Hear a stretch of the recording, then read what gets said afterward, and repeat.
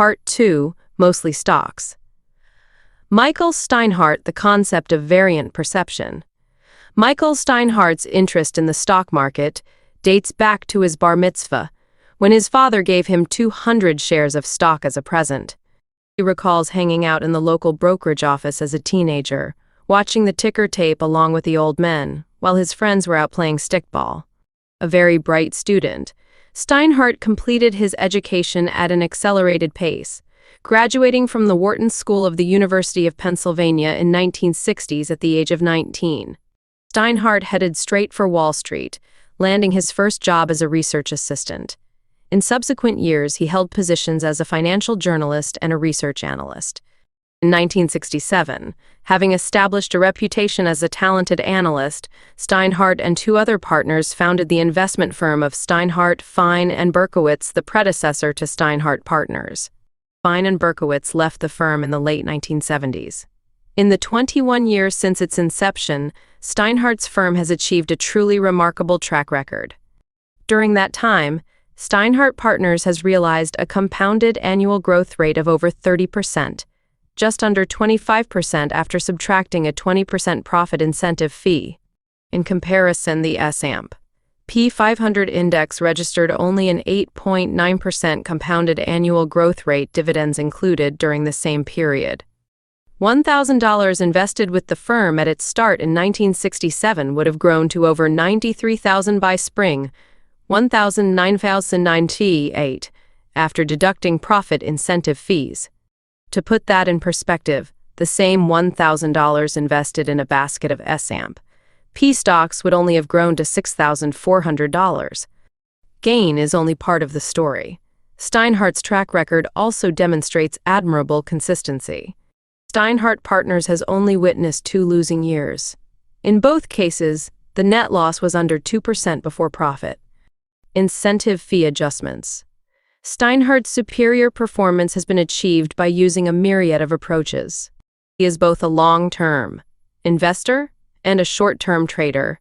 He is as comfortable shorting stocks as buying them.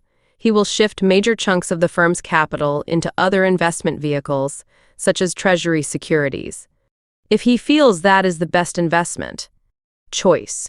To be sure, Steinhardt Partners' track record is not a solo performance. In addition to his co-founding partners, over the years, the firm has employed numerous traders and analysts. However, there was never any doubt that Steinhardt was clearly in charge. He reviews the firm's portfolio several times each day. Although he gives the firm's traders latitude to make their own judgments, Steinhardt will require a trader to rigorously justify his position if he has qualms about that position. If he feels strongly enough, Steinhardt will override the trader and liquidate the position. Steinhardt will override extreme scrutiny and control of the firm's portfolio has given him a reputation of being a very demanding man to work for, obviously, too demanding for many of the traders who have left the firm over the years. Keeping in mind that Steinhardt's wraparound desk has been constructed in the shape of a ship's bow, it is not surprising that one journalist doing a profile tagged him with the sobriquet, Captain Ahab. However, Steinhardt's tough side is very much related to his job role. Much as in football coaching, toughness is probably virtue in managing a group of traders. I never saw Steinhardt's tough side. The man I interviewed was relaxed, soft-spoken, patient, and good-humored. Of course, our interviews were always conducted outside of market hours. Steinhardt possesses a keen sense of humor. He has been known to call friends impersonating an IRS agent, deliberately mumble fictitious orders to brokers right before the market close, and double talk in a Dr. Irwin Corey-like manner when he wishes to pull the leg of an analyst or reporter who calls him. His conversation is also liberally sprinkled with Yiddishisms. Proprietary dreck, for example, is how he refers to newfangled fund products. What are the major elements of your trading philosophy? The word trading is not the way I think of things. I may be a trader in the sense that my frequency of transactions is relatively high, but the word investing would apply just as much, if not more. In my mind, trading implies an anticipation of a sale at the time of purchase. For example, if I go long stock index futures tonight because I expect tomorrow's trade number will be bullish for the market, and I plan to sell my position tomorrow, that is trading. The bulk of what I do is for a much longer duration and for more complex reasons. For example, when I went long the debt markets in 2009, held that position for 2.5 years. Well, for purposes of this book, I would still call what you're doing trading. How then do you define the difference between trading and investing? I make two key distinctions. First, a trader will go short as readily as long. In contrast, the investor, for example, the portfolio manager of a typical mutual fund, will always be long. If he is certain about the market, he may be only 70% invested, but he is always long. The second distinction I make is that a trader is primarily concerned about the direction of the market. Is the market or stock going up or down? The investor is more concerned about picking the best stocks to invest in. There is no value judgment involved in my distinction between traders and investors. It is merely a matter of maintaining a certain thematic focus for this book. In any case, on both counts, I would certainly qualify you as a trader. To get back to my original question, how would you define your philosophy of trading? My particular style is a bit different from that of most people. Concept number 1 is variant perception. I try to develop perceptions that I believe are at variance with the general market view. I will play those variant perceptions until I feel they are no longer so. Could you give me an example of variant perception in the current marketplace? We have been short Genentech for 1.5 years. There was a period of months and months when we lost a lot of money in that position. But I stayed short because I continued to have a variant perception about the future of their drug, TPA. TPA can be injected intravenously to dissolve blood clots. It is our perception that, in 1 year or 2, TPA will be a minor drug that will be supplanted by more effective drugs that also cost substantially less. The thrust of the entire company has been based on this one drug. If our perception is correct, this company will be earning 20 or 30 cents per share and selling for under $10. The stock is currently at 27, June 1988, down from a high of 65. By late November, Genentech had fallen below 15, and Steinhardt was still short. But I think the general perception is still that Genentech is a first-class biotechnology company that will produce many products that are going to revolutionize the industry. As long as my view is a variant perception, I will stay short. That is a clear example, but it raises a question. Let's say you go short a stock because of your variant perception, and the position goes against you. If the fundamentals don't change, the more it goes against you, the more attractive the short side would appear. Yet from a money management standpoint, at some point, the position would have to be covered. It seems like there might be two basic trading principles in conflict here. There are certain shibboleths that exist in the world of trading which may or may not be accurate, but I have not followed them.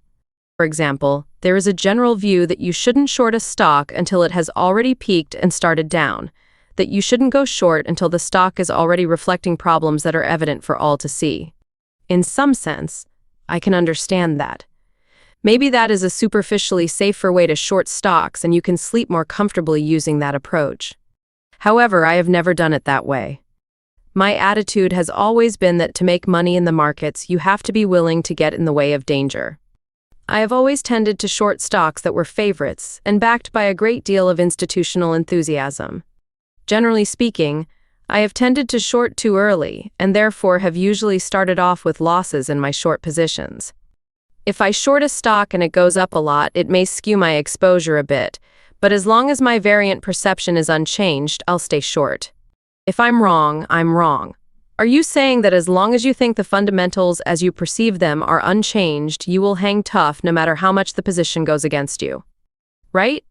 Of course, if it is triple horrible, I might trade around the position to take the pressure down a little bit. I would say, okay, this looks awful. I see nothing but buyers. Why don't I join the buyers and see if I can make some money? In a matter of speaking, I dichotomize myself.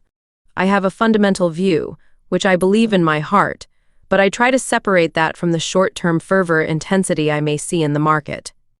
So even though I am short in that type of situation, I might periodically be a buyer. Might you actually go net long during those periods, or does your position just fluctuate between fully short and flat? It wouldn't even remotely approach flat, because that type of buying is based on very short-lived perceptions. I might take 2030 or 40% of the position and trade with it.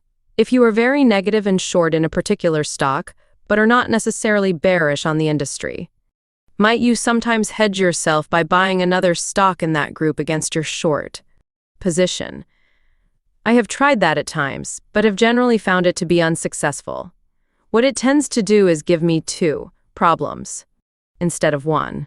Usually, your knowledge about the second stock on the other side will tend to be relatively skimpy because you are just grasping at it to use as a hedge.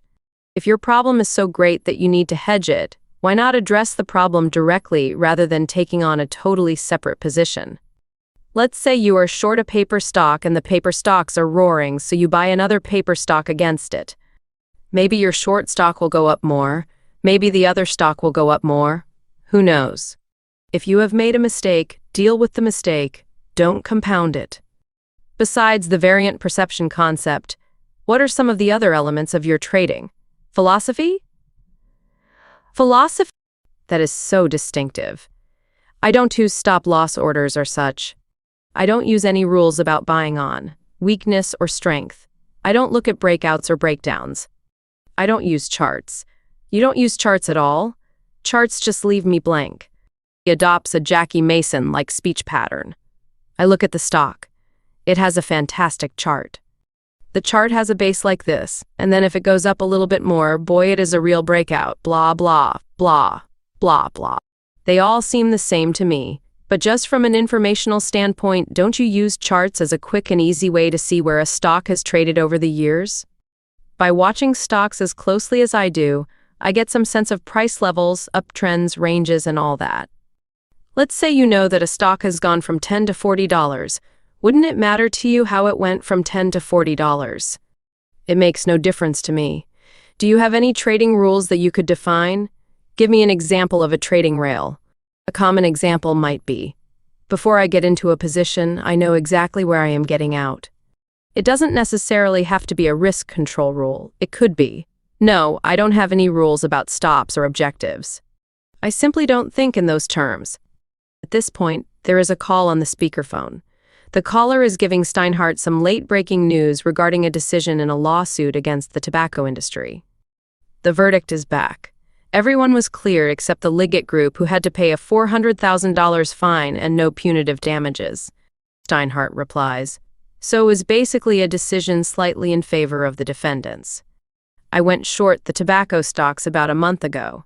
My reasoning was that if the plaintiffs won the case, the stocks would go down a lot, but if the plaintiffs lost, the stocks wouldn't go up too much since the tobacco companies had never lost a case and winning another one wouldn't really be news. That is an example of a variant perception. It will be interesting to see how much I will lose, because my original theory was that it wouldn't be much. Here it is, reading story headline from screen. Liggett Group found liable for contributing to smoker's death. You know what, I won't lose anyway. A phrase like that will scare somebody. Going back to our discussion, let's say you're short a stock because of your fundamental analysis, and the stock is going against you. How would you know when your analysis is wrong? Because you have overlooked some unknown important element. That situation happens fairly often. You buy or sell a stock and it doesn't act the way you think it should. I go through my portfolio 6 times a day. There are many stocks in the portfolio that I am not directly responsible for. For example, someone else is Short Time Inc. They are short because the magazine business is lousy, and this or that. But the stock is acting really strong and is up 10% from where we shorted it. I will go over to the person responsible for the Time Life position and ask several key questions. When are we going to get something that is going to surprise the world? When is something going to happen that will ease the feeling that this company is ripe for a takeover? A sense, I am a negative monitor of the portfolio. If there is a problem with a position, I will go through it very regularly. That makes me a very difficult person here because I only talk to people when things are lousy or when their stocks are not acting like they should. If a stock is not acting like it should based on its fundamentals, would that be the type of market action that would change your thinking? I try to assume that the guy on the other side of a trade knows at least as much as I do. Let's say I buy Texaco at 52 and it suddenly goes down to $50. Whoever sold Texaco at 52 had a perception that was dramatically different from mine. It is incumbent on me to find out what his perception was. What if you can't explain it? The explanation might be superficial or serious, but you can usually get something. Let's take the situation of the tobacco companies. On balance, the news that came out after the close sounded bearish. If the tobacco stocks go down only modestly tomorrow and then come right back, would you cover your position? I would cover it anyway. I would cover the position on the news, so once the news is out, the game is over for you. Right. That was the only reason I was short. That answers the question too simply. Assume you wanted to be short the tobacco stocks as a longer-term position, and the market shrugged off today's news and closed higher tomorrow. Would you cover then? It depends on my reasons. If I wanted to be short the tobacco companies because I felt tobacco consumption was going to decline much more than presently perceived, it wouldn't matter that much. If the market rallied tomorrow, I would have to take advantage of it and sell some more. So you wouldn't care if the market didn't react to the news the way it should have, as long as you felt the main reason for being short was still valid. Yes, but if the news was terrible and the stocks were up, I would try to understand why. Sometimes the market has more information and the variant action is really telling you something. But haven't there been instances where your analysis was completely wrong? Sure. And you realized it somewhere down the road? Yes, and not necessarily so quickly. At this point, Steinhardt gets a phone call in which his side of the conversation is filled with non-sequiturs and deliberate mumbling. He then explains to me his occasional habit of playing practical jokes on callers. For example, I get a call from a broker who I haven't spoken to for a long time. I swoosh some papers around and then say, "Buy 30,000 shares of ZCU," mumbles another sentence. "Did you understand what I said?" "No," I laugh. "That is exactly right, but it sounded legitimate, didn't it?" Anyway, he calls me back, and I have my secretary tell him I'm in the bathroom. He calls back again, frantic because it is 5 minutes before the close, and I'm still unavailable. Then at 3:581, call him back and say, "Haven't you done that order yet?" "What's the problem? Just do the damn thing." Of course, he says, "I didn't catch the name of the stock." So I tell him, he mumbles another sentence, and hang up before he can say anything else. Your fund is often labeled as a hedge fund because it trades very differently than a typical mutual fund. Could you elaborate on the meaning of a hedge fund? The A.W. Jones Group has been given credit for being the first hedge fund. Originally, the term referred to a precise concept, which essentially said the following: we in the world of money management do not have the ability to forecast trends in the stock market, which are functions of a host of variables that are largely beyond the consistent ability of individuals to anticipate. But what we as money managers can do, through careful analysis, is to make accurate judgments as to which companies are doing well versus those that are not. So if one balanced long positions in stocks that were perceived to be relatively strong with short positions in stocks expected to act poorly, the market risk would be totally eliminated. For example, if you loved Ford and hated General Motors, and for every dollar long Ford you were short $1 of General Motors, you might lose on your shorts. But if your judgment was good, you would come out ahead. So, the original concept of a hedge fund totally emphasized the ability to pick stocks. Does anyone still trade that way? No. Today, the term hedge fund is somewhat of a misnomer. The term now refers to a limited partnership in which the general partner is typically paid on a performance basis, as opposed to more traditional money managers who are paid on assets managed. Typically, the manager of a hedge fund has a great deal more flexibility than a traditional money manager, and that is really the key element. That flexibility could include being able to short stocks as well as buy stocks, use options, futures, and so on. That is what a hedge fund is in general terms, but the variations on the theme cover a very wide continuum. What happened to the original concept of a hedge fund? The flexibility of the hedge fund structure attracted numerous young, aggressive entrepreneurs in the 1960 seconds because it allowed them an opportunity to start their own business at an early age in a way that wasn't otherwise possible. Those were times of great stocks with wonderful stories. There were quite a number of stocks showing terrific growth.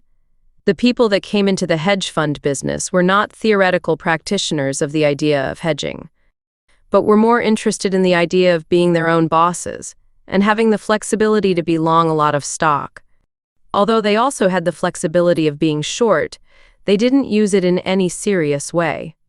The word hedge has a very specific meaning in the English language. In most of these hedge funds, you could seriously ask, where is the hedge? So they were hedge funds in name only? Correct. They wouldn't even call themselves hedge funds. They were embarrassed by the name. The term had a connotation of being short, and trading the short side had an anti-American ring to it. It was as if you were rooting for disaster, so they started using the term. He adopts a tone of mock pomposity, private partnership. Ironically, today, with the disintegration of the relatively smooth secular trends of the 1950s and 1960s, the concept of a true hedge fund may make more sense than it did in its early days. Why aren't there any practitioners of the hedge fund concept in its pure form? Because it is a very restricting approach. The premise of being a dollar long and a dollar short in some related entity requires using a lot of dollars ineffectively.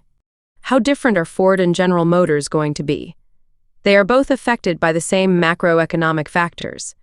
If you have to put up some dollars for the long and some dollars for the short, you may be lucky to realize a 10% difference over a period of a year. That is, assuming you are right. There is a group we are associated with on the West Coast that specializes exclusively in shorting stocks. Thought has been mentioned that maybe they should neutralize their market exposure by being long an equal number of dollars in the stock indexes, as they are short in individual stocks. Because what they bring to the party is the special ability to pick shorts. That is the closest thing to this concept I have heard recently, but they don't do it. How does your own fund fit into the hedge fund concept? It fits in the sense that shorting is used actively. We always have some shorts. I also spend a good deal of my time thinking about net market exposure and risk, and planning and adjusting for it. In the 21 years that I have been doing this, our overall exposure here has averaged about 40%. You mean 40% net long? Yes. In contrast, I would doubt that the most conservative of typical mutual funds has had an average exposure of less than 80% during the last 20 years.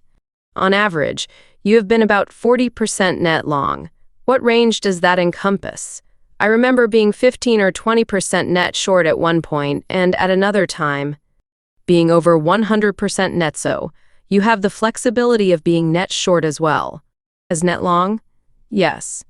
One of the things I would emphasize about our approach is its flexibility to shift market exposure so as to make it an exceptionally meaningful, sometimes perhaps too meaningful tool in our investment management arsenal.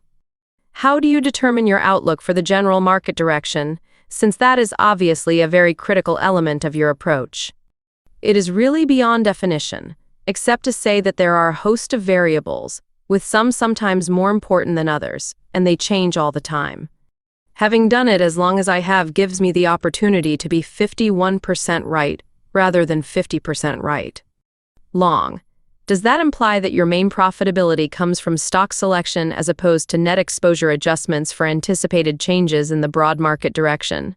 No, I was being a bit facetious. It is more than a 1% edge, but it is not a big advantage like being right 80% of the time or anything approaching that. Relatively speaking, how important is the bias of the right market direction versus stock selection as a contributing factor to your overall superior performance?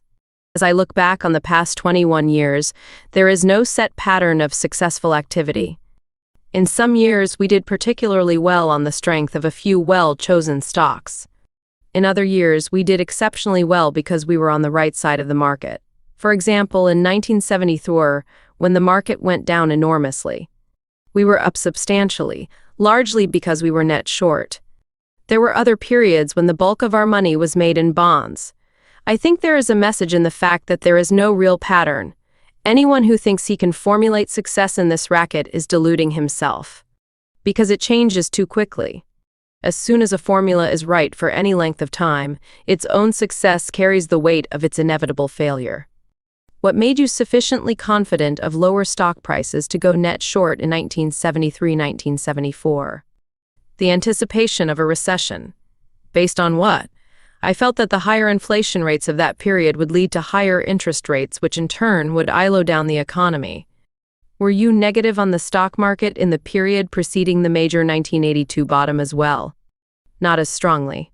But in 1981 and 1000, made an enormous amount of money by having a leveraged position in Treasury notes. Although one couldn't predict the end of the rise of interest rates timing-wise, it was clear that unless interest rates came down, other areas had to be relatively unattractive. When you could get 14% in long-term Treasury securities, in order to be competitive, stocks had to sell so much lower than they were selling at, that it wasn't even worth focusing on which stocks to buy, although you might focus on the short side. What was unique in that period was the inevitability of a turn in interest rates in order for anything else to be worthwhile. It was simply a matter of timing that turn. In contrast to most other periods, this period had a clear unidirectional message. U.S. Treasury fixed income securities were by far the quintessential value of the time. Anyone with any sense of contrarian mentality had to look at interest rates in the early 1980s as presenting a potentially great opportunity. You knew the Fed would have to ease as soon as business started to run into trouble. In addition, we had already seen an important topping in the rate of inflation. So, some of the pieces of the puzzle were already in place. Yes, and that is as much as you can hope for, because when they are all in place, it is too late. You mention a contrarian mentality. But that type of thinking could have justified trying to pick a top at much lower rates. Absolutely. People think that being a contrarian implies victory. After all, what is a contrarian but someone that goes against the crowd? It is almost a cliché that the crowd is always wrong, so the guy who stands against the crowd must always be right. Well, life doesn't work that way. There were plenty of contrarians who bought bonds when interest rates went to 8% for the first time, and 9%, and 10%. There was a great deal of money lost by people buying bonds at what were then all-time high yields. There is a very important difference between being a theoretical contrarian and dealing with it in practical terms. In order to win as a contrarian, you need the right timing and you have to put on a position in the appropriate size. If you do it too small, it's not meaningful. If you do it too big, you can get wiped out if your timing is slightly off. The process requires courage, commitment, and an understanding of your own psychology. I assume that you probably had the market run against you for quite a while in that trade. Right? It did. It was a very painful period because as far as most of my investors were concerned, I was an equity investor. What did I know about bonds? Who was I to contradict Henry Kaufman, who was telling the world that interest rates were going to the moon? Not only was I doing something that was different than in the past, which always raises the antennas of investors, particularly those with an institutional mentality, but I was doing it in an enormous size. Were you leveraged more than 100% on your position? Yes, at one point I had 3 to 4 times the firm's capital in 5-year maturities. In stocks, you have a policeman who tells you how much you can speculate. It is called margin requirements. But in treasuries, you can finance as much as 98% of your purchases, depending on maturity, so there is no real constraint. How long was the period between when you started buying treasuries and the market bottom, interest rate peak? I started buying in the spring of 1981, and I'll think treasuries bottomed on September 30th, 1981. How much did rates move against you in that first half year? I don't recall. But rates went up enough to be painful, especially given the size of my position. Up until this time, you had primarily been a stock trader. Here on your first major foray in treasuries, you started out by incurring substantial losses. Didn't you have periods of self-doubt? All the time. The summer of 1981 was the worst experience of my business life. A number of thoughtful, intelligent investors were really very unhappy with what I was doing, and I wasn't so sure myself. Did you ever come close to saying, maybe I am wrong and liquidating, or at least decreasing? Your position? No, never. One of your basic principles seems to be that as long as you believe you are fundamentally right, you will stay with a position. Have there been any exceptions? That is, markets in which you didn't change your fundamental view, but the loss just got too big. There have been some situations when I was short and simply didn't have enough courage to hang in with the full boat of the position. That was particularly true in 1972, at the height of the Nifty 50 phenomenon. With the exception of October 1987, That was probably the worst period in my investment life. At the time, there was a theory that as long as a company continued to sustain substantially above average secular growth, it didn't matter how much you paid for it. Many growth stocks traded at multiples that were just crazy. We went short Polaroid when it was selling at 60 times earnings, which we thought was absurd. It then went to 70 times earnings. The market seemed to lose track of reality, and we found ourselves asking, what is the difference between 40 times earnings and 80 times earnings? By putting a different number on the secular growth rate estimate, you could justify almost any multiple. That is how people were thinking in those days. So you backed off during that period? At times we did, because we were losing a lot of money. Did that prove to be the right move, because stocks eventually went to much higher multiples, or would you have been better off if you had held on? In hindsight, in almost all cases, I would have been better off sticking it out. You mentioned that October 1987 was one of the worst market experiences in your career. Obviously, you had lots of company. But I find it surprising you being such a contrarian. I wouldn't have expected you to be heavily long in a year with such bullish euphoria. What happened? Actually, in the spring of 1987, one wrote a letter to my investors stating the reasons why I was cautious and substantially reducing my exposure in the market. Having done that, I kept thinking about why the market was trading at a level that was too high.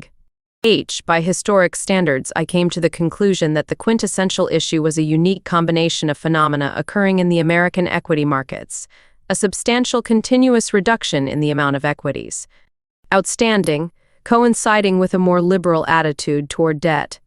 As long as banks were comfortable lending money, the junk bond market was good, and corporate managers saw repurchasing their shares as the right thing to do, I felt there would be an unusual upward bias to equity prices. That to me was the single most important reason in the seeming overvaluation of stocks that existed through most of 1987. Therefore, the important question was, what was going to change this situation?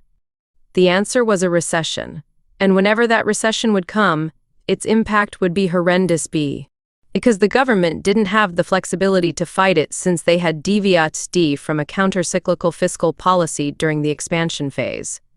But during the fall of 1987, not only was the economy not weakening, it was strengthening, so much so that the Fed tightened. What I didn't anticipate was that less than dramatic events could have as large an impact on the market as they did.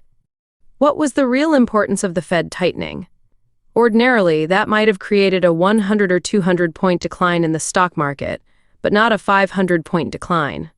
In the light of history, what was the significance of Treasury Secretary Baker's criticism of Germany? It was merely a disagreement as to the proper valuation of currencies, hardly a unique event. In retrospect, what happened to the real world after October 19? Almost nothing. So in some sense, you have to conclude that this problem was internal to the market. It wasn't that the market was forecasting an imminent financial debacle or great recession. How then do you explain the extreme nature of the October 19 price break? The problem that led to the October 19 collapse was the combination of relatively modest real-world changes and an inability of the market's mechanism to deal with the institutional changes that occurred mostly during the 1980s. The elements of stability, the individual investor and the specialist system, had been greatly reduced in importance. Do you believe portfolio insurance exacerbated the decline? Portfolio insurance is the systematic sale of stock index futures to reduce the risk exposure in a stock portfolio as prices decline. See Appendix 1 for more detail. That was one of the new elements. On one hand, you had a reduction in the elements of stability. On the other hand, you had the creations of the 1980s portfolio insurance, program trading, and global asset allocation, which tended to exert a unidirectional impact. By that, I mean that participants in these strategies tend to be buyers and sellers at the same time. The stock market was not prepared to handle it. Where were you, position-wise, coming in on October 19? I came in very much long exposed, 80 to 90%, and I increased my exposure during the day. Why? Were you still bullish? My increasing exposure was strictly a contrarian trade in the sense that when the markets have an enormous move most of the time, it is right to take the view that there is a lot of emotionalism and extremism in that move. If you can maintain a bit of distance from the emotionalism, you tend to do well. So my buying that day is what I would have done on any 300 or 500 point down day. Did you stay with your long position? No, I reduced it throughout the next 2 months. The magnitude of the decline and the extraordinary change in confidence that it engendered affected me as well. I thought it was better to sit back and rethink the situation with a lot of cash rather than try to hang in. Did you think that your basic premise for being long was no longer valid? I thought that I had underestimated the impact of the forces that had diminished market stability. What was your percentage loss during October 1987? I was down over 20% for the month. As you look back on the October 1987 experience, are there mistakes that you believe you learned? There is a very good investor I speak to frequently who said, "All I bring to the party is 28 years of mistakes." I really believe he is right. When you make a mistake, there is some subconscious phenomenon that makes it less likely for you to make that same mistake again. One of the advantages of trading the way I do, being a long-term investor, short-term trader, individual stock selector, market timer, sector analyst, is that I have made so many decisions and mistakes that it has made me wise beyond my years as an investor. The typical mutual fund adheres to a buy and hold approach. Do you think that concept is basically a flawed strategy? Yes, although flawed isn't quite the word I would use. I would say it is too limiting a strategy. The objective of participating in the long-term growth of American equities, willing to suffer through those periods when equities decline is fine. But it leaves so much on the table in terms of potential professional management. It is an incomplete strategy, yet the vast majority of all funds fall into that category. I guess so, but less than before. More and more people are paying attention to market timing, not that they are necessarily qualified to do it terribly well, but because they have come to recognize what a buy and hold approach means. When I was a kid, it was common advice to buy a stock, put it in a vault, and forget about it. You don't hear that sort of concept anymore. We have lost confidence in the long term. Do you think the mutual fund industry is going to change? The mutual fund industry is certainly sensitive enough to the whims of the investing public to find products that will meet contemporary needs. How do you handle a losing period? As is true for so many other questions in this business, there is no pat answer or formula. There is nothing that can be articulated precisely enough to lead others in a certain direction. In other words, one losing period may be sufficiently different from another so that even for yourself, there may be no general wisdom that applies. Correct. How did you get started as a fund trader? When I first got into this business in the late 1960s, I only had an analytical background. I was an agricultural equipment and cyclical goods analyst at Loeb Rhodes. My business was started with 2 other fellows who were also analysts. As our business grew, trading became more important. I became the trader for the firm, having had very little trading background. If you had very little experience, why did you become the trader? I probably wasn't as good an analyst as the other 2. Even in those early years, you did very well as a trader. How do you think you managed that without benefit of experience? My father has been a gambler all his life. Although I can't remotely justify it, I feel there is an element of gambling in this business. Maybe I got that talent from my father. You have traded the stock market for over 20 years. Have you noticed any significant changes during that time? The amount of intellectual power on the trading desks 20 years ago was minimal compared to today. The institutional traders were typically kids from Brooklyn, who could hardly speak the language, made a minimum amount of money, and had very little discretion. So when I first started trading, it was like taking candy from a baby. I remember once a trader needed to sell 700,000 shares of Penn Central. At the time, the stock was already in Chapter 11. The last trade was at 7, and the seller didn't bother to check the board. I bought 700,000 shares at 6/8. The seller was relieved to sell that amount of stock at less than $1 under the last trade. Meanwhile, I turned around and sold the 700,000 shares at 60. One could have sold 3 times that amount at that price. I made $500,000 on that trade, and it took me all of 12 seconds. How long did that environment last? Until the consolidated tape in 1975. Now there is a lot more competition.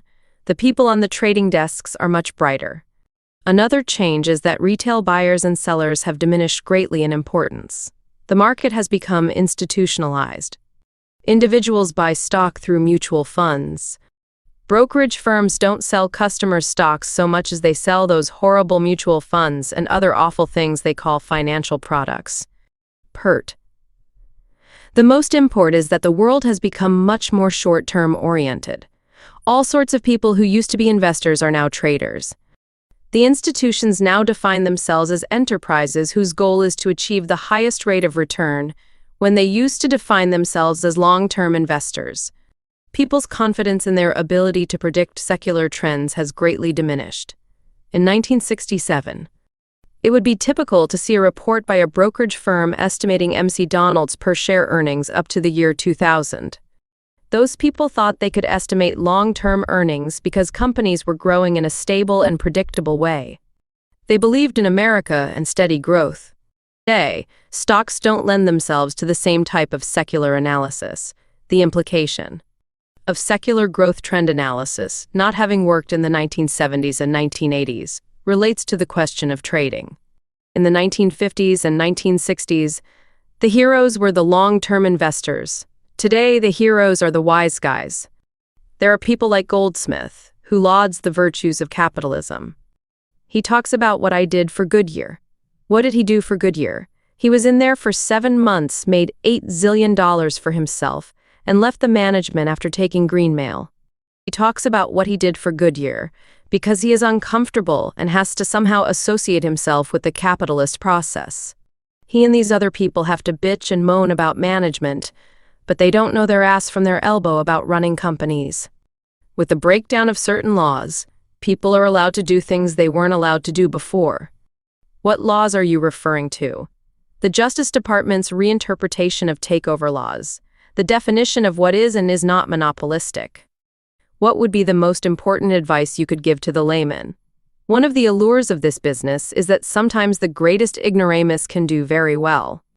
That is unfortunate because it creates the impression that you don't necessarily need any professionalism to do well, and that is a great trap. So the major advice I would give anybody is, recognize that this is a very competitive business and that when you decide to buy or sell a stock, you are competing with people who have devoted a good portion of their lives to this same endeavor. In many instances, these professionals are on the opposite side of your trades and, on balance, they are going to beat you. Is the implicit message that most of the time the novice trader would be better off having his money professionally managed? The term professionally managed implies a credit I am not sure I would give the average professional in this business. My point is that you should have a good reason to assume that you are going to achieve a significantly superior return for investing in stocks. If you can get 9% or 10% by investing in T-bonds and 7% or 8% by investing in T-bills, what should you get in stocks to offset the incremental risk? Probably something much higher. You have to decide what that number should be and whether you have a realistic chance of achieving it. Don't underestimate the difficulty of the game. Right. And forget the shibboleth that stocks are going to give you a higher rate of return because they are more risky. That is not true. They are more risky. Therefore, you have to be convinced that you're going to get a higher rate of return in order to play the game. Don't assume that by investing in some mutual fund you are going to get a higher rate of return. Isn't that true, though? Historically, hasn't the stock market significantly beat interest rate returns? True, but there is a lot of statistical mumbo-jumbo involved. Average return calculations depend heavily on the starting date. If you start in 1968 or 1972, for example, the numbers look a lot less appealing. What are the elements of good trading? Good trading is a peculiar balance between the conviction to follow your ideas and the flexibility to recognize when you have made a mistake. You need to believe in something, but at the same time you're going to be wrong a considerable number of times. The balance between confidence and humility is best learned through extensive experience and mistakes. There should be a respect for the person on the other side of the trade. Always ask yourself, why does he want to sell? What does he know that I don't? Finally, you have to be intellectually honest with yourself and others. In my judgment, all great traders are seekers of truth. Steinhardt's variant perception is basically contrarian approach. But you can't be a successful contrarian by just using sentiment survey numbers or other measures of bullish consensus. The markets don't pay off that easily. Although sentiment is always very bullish at tops and very bearish at bottoms, unfortunately, extreme bullish and bearish readings are also characteristic of extended trends. The trick is not being a contrarian, but being a contrarian at the right time. Such judgments cannot be made on the basis of simple formulae. The successful contrarian needs to be able to filter out the true opportunities. Steinhardt's filters are a combination of a keen sense of fundamentals and market timing. Flexibility is another essential key to Steinhardt's extremely favorable return risk performance characteristics. This flexibility is demonstrated by the equal ease which he goes short or long, as well as his willingness to trade markets other than stocks when warranted by his perception of the fundamentals. The more things you bring to the table, shorting, hedging, participation in bond markets, futures market trading, and so on, the better off you are. He says, one trait I noticed among a number of the great traders is their willingness and ability to take on a particularly large position when they perceive a major trading opportunity. The nerve and skill required to step on the accelerator at the right time is certainly one of the elements that separates good traders from exceptional traders. Steinhardt's heavy position in Treasury notes during 1982 is a perfect example of this characteristic. Conviction is probably an important quality for any trader, but it is essential to the contrarian trader. Steinhardt has repeatedly demonstrated amazing resolve in maintaining large positions during difficult times, as long as he was convinced he was still right. Witness his conviction in staying with his Treasury note position during the 6-month climax in interest rates in 1981, remaining immune not only to the market move against him, but also to the psychological pressures of complaining investors who questioned his sudden transition into treasuries after a career as a stock trader. Throughout it all, Steinhardt held on and even built his position because he remained convinced that he was right. Without his strong sense of conviction, the world probably would never have heard of Michael Steinhardt. Steinhardt also stresses that there are no absolute formulae or fixed patterns. The markets are always changing, and the successful trader needs to adapt to these changes. In Steinhardt's view, traders who try to find fixed approaches will be doomed to failure sooner or later. William O'Neill, The Art of Stock Selection. William O'Neill is an unreserved optimist and a buoyant fan of the American economic system and its possibilities. O'Neill says, "Great opportunities occur every year in America. Get yourself prepared and go for it. You will find that little acorns can grow into giant oaks. Anything is possible with persistence and hard work. It can be done, and your own determination to succeed is the most important element." O'Neill is living proof of his own words, a classic American success story. Born in Oklahoma during the lean Great Depression years and raised in Texas, he went on to build dual fortunes as both an immensely profitable investor and a highly successful businessman. O'Neill began his financial career as a stockbroker for Hayden, Stone & Company in 1958. It was there that he first began the research that led to the formulation of the key elements of his investment strategy. O'Neill's trading concepts proved remarkably effective from the start. During 1963, by pyramiding the profits in 3 exceptional back-to-back trades, short Corvette, long Chrysler, and long Syntex, he managed to parlay an initial $5,000 investment into $200,000. In 1964, O'Neill used his investment winnings to buy a seat on the New York Stock Exchange and to form William O'Neill & Company, an institutional research brokerage firm. His firm was a leader in offering comprehensive computerized stock market information, and today is one of the most highly respected securities research firms in the country. William O'Neill & COO services more than 500 major institutional accounts and 28,000 individual subscribers to their daily graphs charting service. The firm's database contains 120 different statistics on each of 7,500 securities. In what was certainly his boldest endeavor in 1983, O'Neill launched Investors Daily in direct competition with The Wall Street Journal. He financed the newspaper with his own funds, knowing that it would be many years before he could hope to break even. Skeptics abounded when the paper began with a press run under 30,000 in 1984, compared to over 2 million for the Wall Street Journal. By mid-1988, Investors Daily's subscribership had expanded to over 110,000, and the growth in circulation was accelerating. The estimated break-even point of 200,000 subscribers no longer seems far-fetched. O'Neill believes Investors Daily can eventually grow to 800,000 readers. His unflagging confidence in the paper stems from the fact that Investors Daily's financial tables contain statistical information unavailable anywhere else: earnings per share, EPS rank, relative strength, and volume percent change. These measures are discussed in the interview. In 1988, O'Neill combined his concepts in the book How to Make Money in Stocks, published by M.C. Graw-Hill. The book combines clarity and brevity with excellent and very specific trading advice. It was the best-selling investment book of the year. O'Neill's various business ventures have not impeded his performance as a virtuoso stock investor. During the past 10 years, O'Neill has averaged over a 40% profit annually on his stock investments. Some of his biggest winners were the Canadian Oils during the 1970s and Pick and Save and Price Company during the late 1972s and early 1980s.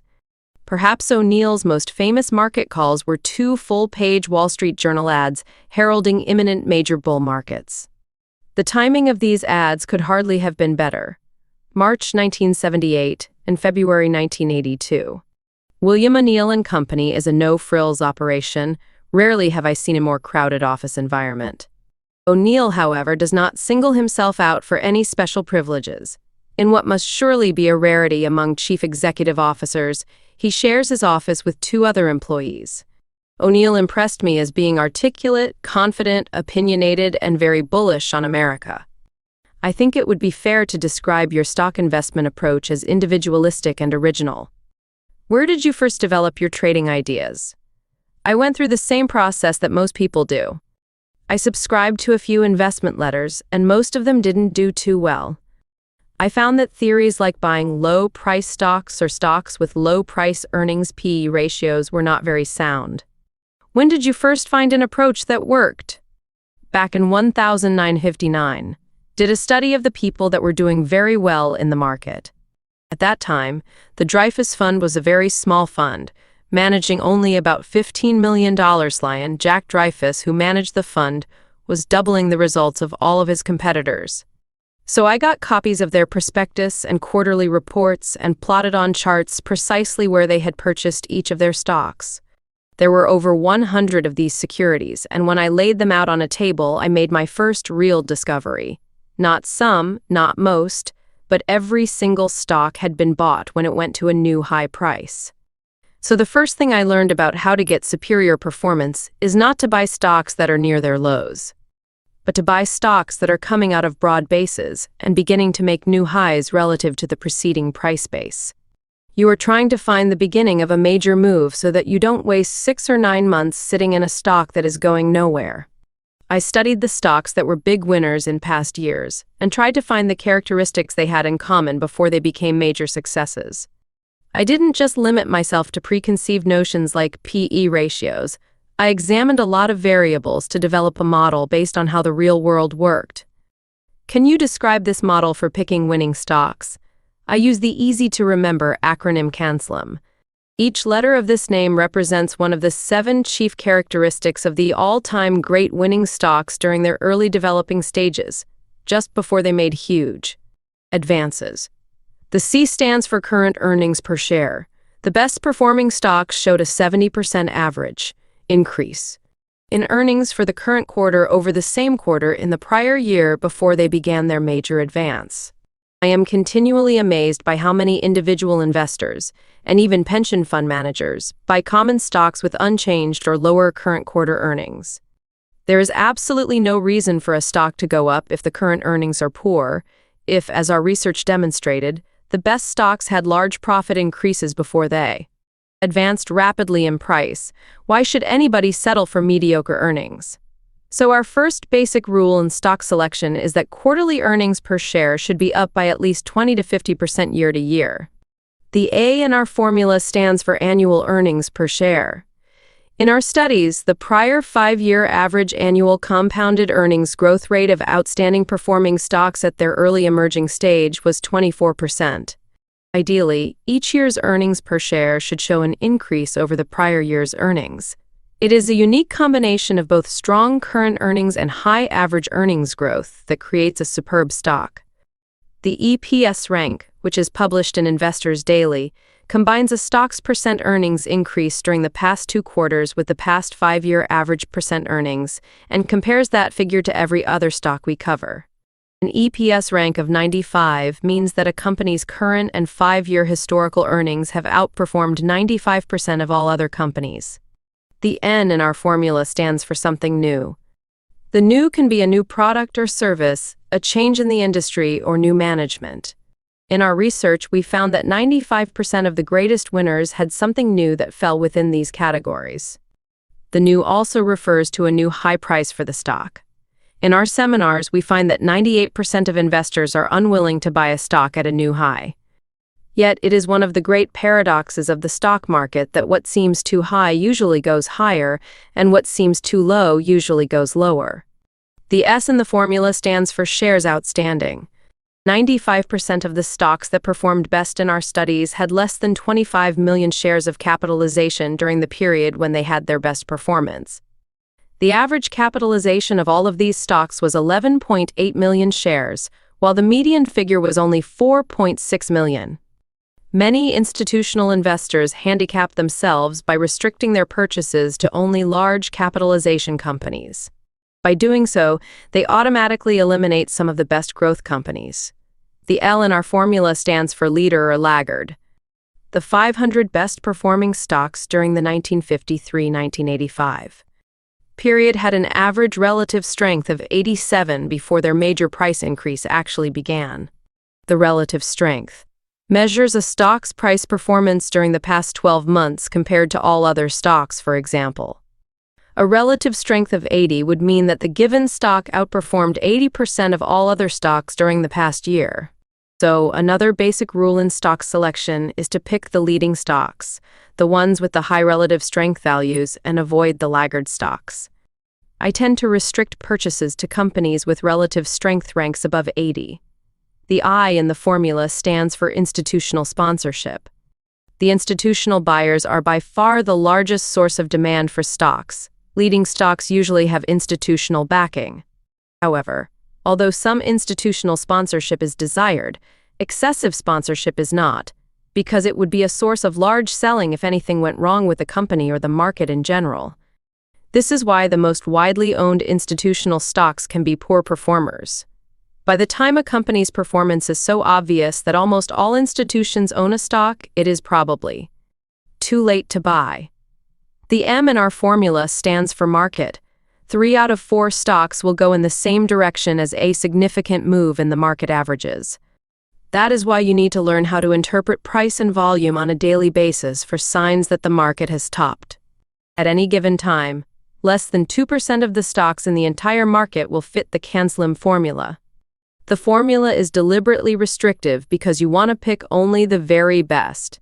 If you were recruiting players for a baseball team, would you pick an entire lineup of 200 hitters? Or would you try to get as many 300 hitters as possible? Since you use such a restrictive selection process, do you have a high percentage of winning? I guess over the years, about 2/3 of my stock purchases were actually closed at a profit. However, I have found that only 1 or 2 stocks of every 10 I have bought have turned out to be truly outstanding. Trades? Wouldn't most of the indicators in your CANSLIM formula, such as EPs, pick up a stock before it goes to new highs? Why not just buy the stock when it is still forming a base instead of waiting for it to go to a new high? You don't want to anticipate a breakout from a base because a stock may never break out.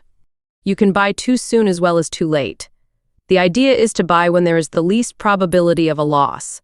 If you buy within the base, the stock will frequently fluctuate 10 or 15% in normal trading action, and it is very easy to get shaken out of the position.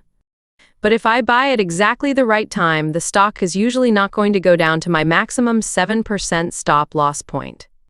You have stated that the superior stocks have high relative strength figures, 80 or higher. Although high relative strength is good, is there such a thing as it being too high? In other words, might a relative strength of 99 indicate that the stock is overextended and vulnerable to a sharp correction? You have to look at a chart to make that determination. The key point is not how high the relative strength is, but rather how far the stock is extended beyond its most recent price base. You buy stocks that have a high relative strength if they are just beginning to emerge from a sound base building period. However, I would generally not buy a stock with a high relative strength that is already more than 10% beyond its prior price base. The M in the CANSLIM formula makes sense since few stocks can buck a general bear market. However, that rule sounds easier in theory than in practice. After all, how do you tell the difference between a market top and a normal bull market correction?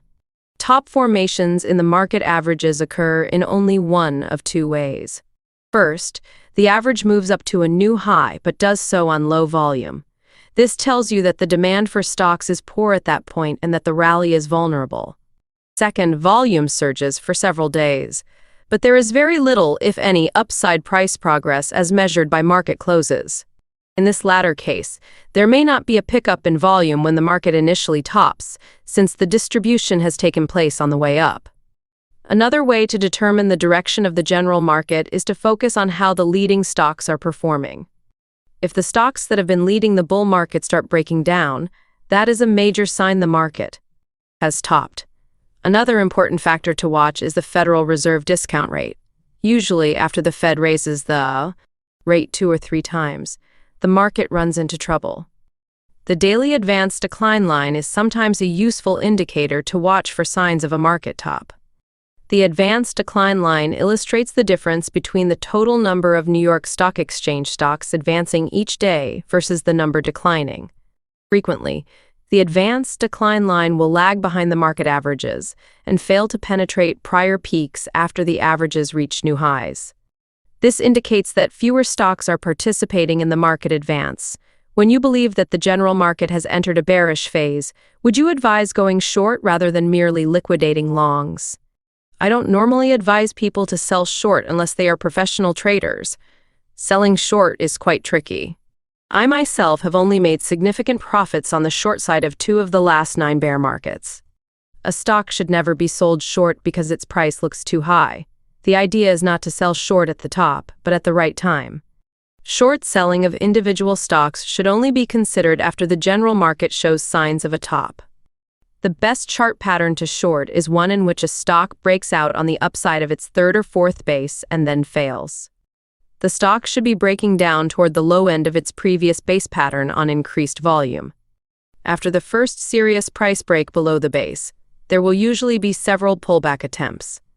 The prior base will now provide an area of overhead supply, as all investors who bought in that zone will be losing money, and a number of them will be eager to get out near break-in. Therefore, pullbacks to failed price bases also provide good timing. For short sales, does the element of unlimited risk present any special problem in short selling? No, because I never take unlimited risk. If a short position goes against me, I will be out after the first 6 or 7% loss. Before you sell any stock short, you should decide the price at which you will cover that short position if a loss occurs. Besides the CANSLIM formula, which is critical to your stock selection process, risk control obviously plays an important role in your overall strategy. Can you talk a little bit more about that element of trading? My philosophy is that all stocks are bad. There are no good stocks unless they go up in price. If they go down instead, you have to cut your losses fast. The secret for winning in the stock market does not include being right all the time. In fact, you should be able to win, even if you are right only half the time. The key is to lose the least amount of money possible when you are wrong. I make it a rule never to lose more than a maximum of 7% on any stock I buy. If stock drops 7% below my purchase price, I will automatically sell it at the market. No second guessing, no hesitation. Some people say, I can't sell that stock because I'd be taking a loss. If the stock is below the price you paid for it, selling doesn't give you the loss, you already have it. Letting losses run is the most serious mistake made by most investors. The public doesn't really understand the philosophy of cutting losses quickly.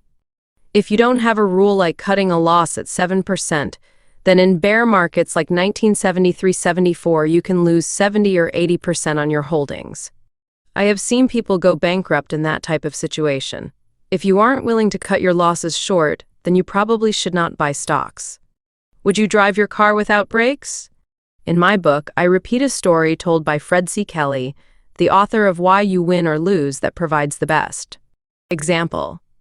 I know of how the typical investor procrastinates when it comes to making a selling decision. A man has rigged up a turkey trap with a trail of corn leading into a big box with a hinged door. The man holds a long piece of twine connected to the door that he can use to pull the door shut once enough turkeys have wandered into the box. However, once he shuts the door, he can't open it again without going back to the box, which would scare away any turkeys lurking on the outside. One day, he had 12 turkeys in his box. Then one walked out, leaving 11. I should have pulled the string when there were 12 inside, he thought, but maybe if I wait, he will walk back in. While he was waiting for his 12th turkey to return, 2 more turkeys walked out. I should have been satisfied with the 11, he thought. If just one of them walks back, I will pull the string. While he was waiting, 3 more turkeys walked out. Eventually, he was left empty-handed. His problem was that he couldn't give up the idea that some of the original turkeys would return. This is the attitude of the typical investor who can't bring himself to sell at a loss. He keeps expecting the stock to recover. The moral is, to reduce your stock market risk, stop counting turkeys. Okay, you use your CAN-SLIM methodology for selecting stocks, and your 7% rule for getting out if you are wrong. How do you decide when to liquidate a winning stock position? First, you should hold a stock as long as it is performing properly. Jesse Livermore said, "It is never your thinking that makes big money, it's the sitting." Second, you have to realize that you will never sell the exact top. Therefore, it is ridiculous to kick yourself when a stock goes higher after you sell. The goal is to make substantial profits on your stocks and not be upset if the price continues to advance after you get out. Your writings express disdain for a number of factors that many people consider important, including P/E ratios, dividends, diversification, and overbought or oversold indicators. Could you explain what you think is wrong with the conventional wisdom regarding these subjects? Let's start with P/E ratios. To say that a stock is undervalued because it is selling at a low P/E ratio is nonsense. In our research, Will found there was a very low correlation between the P/E ratio and the best performing stocks. Some of these stocks had P/E ratios of 10 when they started their major advance. Others had P/E ratios of 50. During the 33 years in our survey period, the average P/E ratio for the best performing stocks at their early emerging stage was 20, compared to an average P/E ratio of 15 for the Dow Jones average during the same time. At the end of their expansion phase, these stocks had an average P/E ratio of approximately 45. This means that if, in the past, you were not willing to buy stocks with above-average PS, you automatically eliminated most of the best-performing securities. A common mistake a lot of investors make is to buy a stock solely because the P/E ratio looks cheap. There is usually a very good reason why a P/E ratio is low.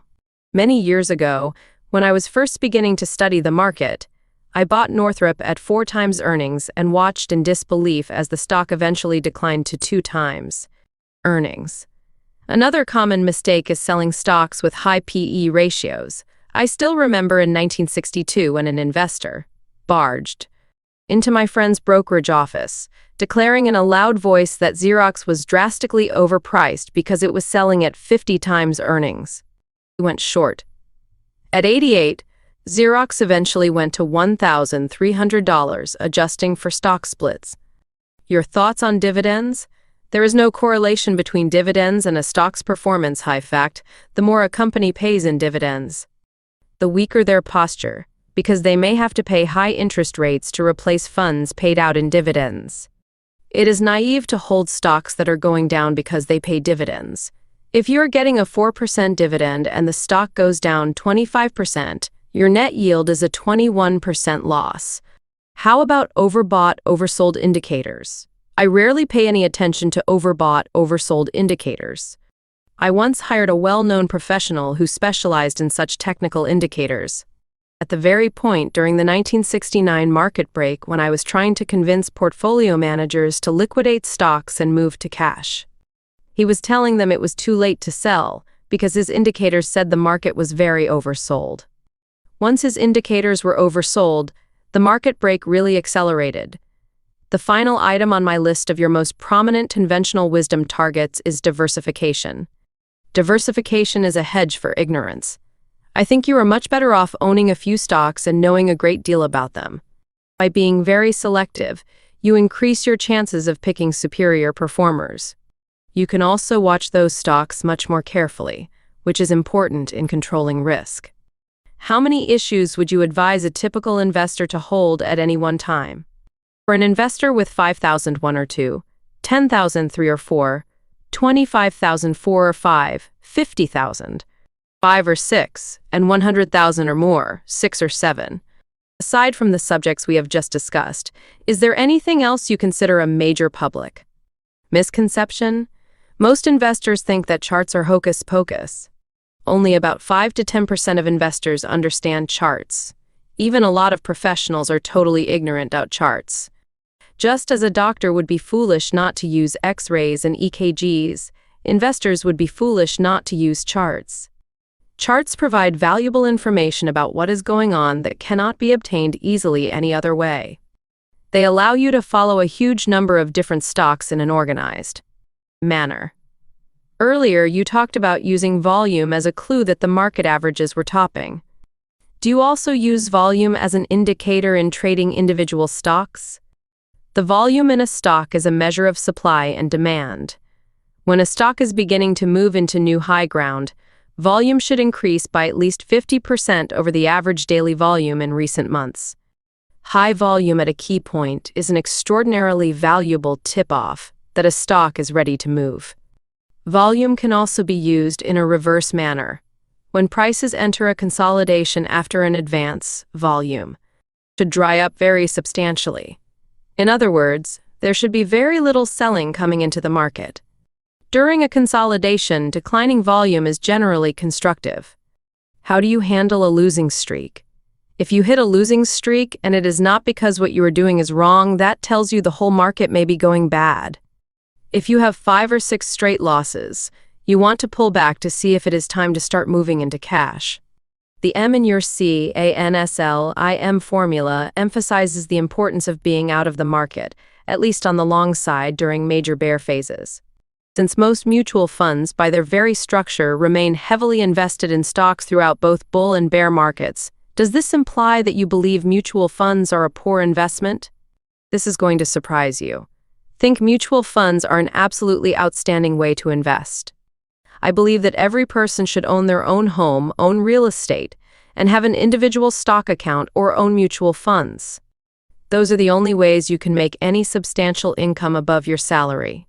Although I think mutual funds are an excellent investment, the problem is that most people don't know how to handle them.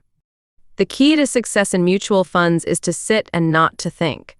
When you buy a fund, you want to be in it for 15 years or more.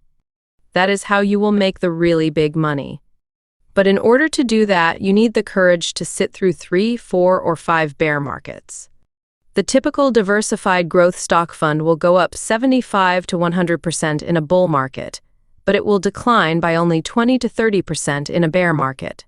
So you treat a fund very differently from an individual stock account? Very, very differently.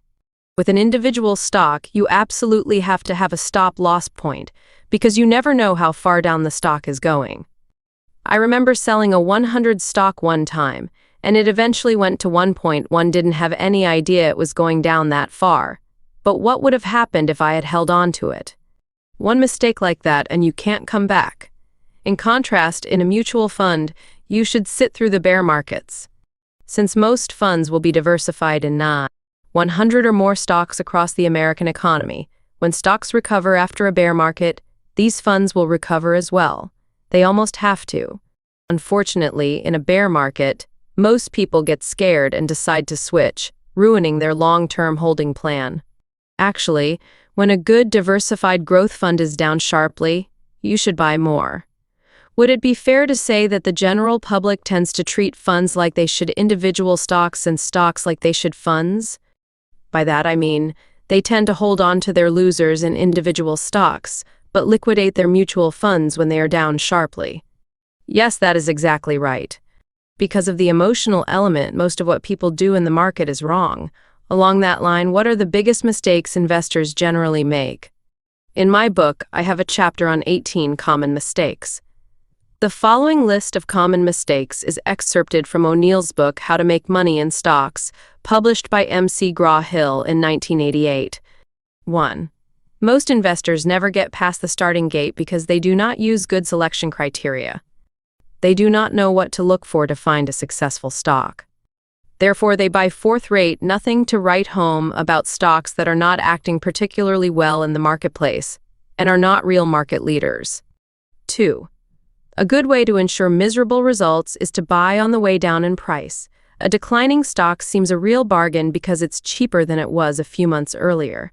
For example, an acquaintance of mine bought International Harvester at 19 in March 1981 because it was down in price sharply and seemed a great bargain. This was his first investment, and he made the classic Tyro's mistake. He bought a stock near its low for the year. As it turned out, the company was in serious trouble and was headed at the time for possible bankruptcy. 3. An even worse habit is to average down in your buying rather than up. If you buy a stock at 40 and then buy more at 30 and average out your cost at $35, you are following up your losers and mistakes by putting good money after bad. This amateur strategy can produce serious losses and weigh you down with a few big losers. The public loves to buy cheap stocks selling at low prices per share. They incorrectly feel it's wiser to buy more shares of stock and round lots of 100 or 1,000 shares, and this makes them feel better, perhaps more important. You would be better off buying 30 or 50 shares of higher-priced, sounder companies. You must think in terms of the number of dollars you are investing, not the number of shares you can buy. Buy the best merchandise available, not the poorest. The appeal of a $2, $5, or $10 stock seems irresistible. But most stocks selling for 10 or lower are there because the companies have either been inferior in the past or have had something wrong with them recently. Stocks are like anything else. You can't buy the best quality at the cheapest price. It usually costs more in commissions and markups to buy low-price stocks, and your risk is eater, since cheap stocks can drop 15 to 20% faster than most higher-priced SSS. Professionals and institutions will not normally buy the 5 and 10 stocks, so you have a much poorer grade following and support for these low-quality securities. As discussed earlier, institutional sponsorship is one of the ingredients needed to help propel a stock higher in price. First-time speculators want to make a killing in the market. They want too much, too fast without doing the necessary study and preparation or acquiring the essential methods and skills. They are looking for an easy way to make a quick buck without spending any time or effort really learning what they are doing. 6. Mainstream America delights in buying on tips, rumors, stories, and advisory service recommendations. In other words, they are willing to risk their hard-earned money on what someone else says, rather than on knowing for sure what they are doing themselves.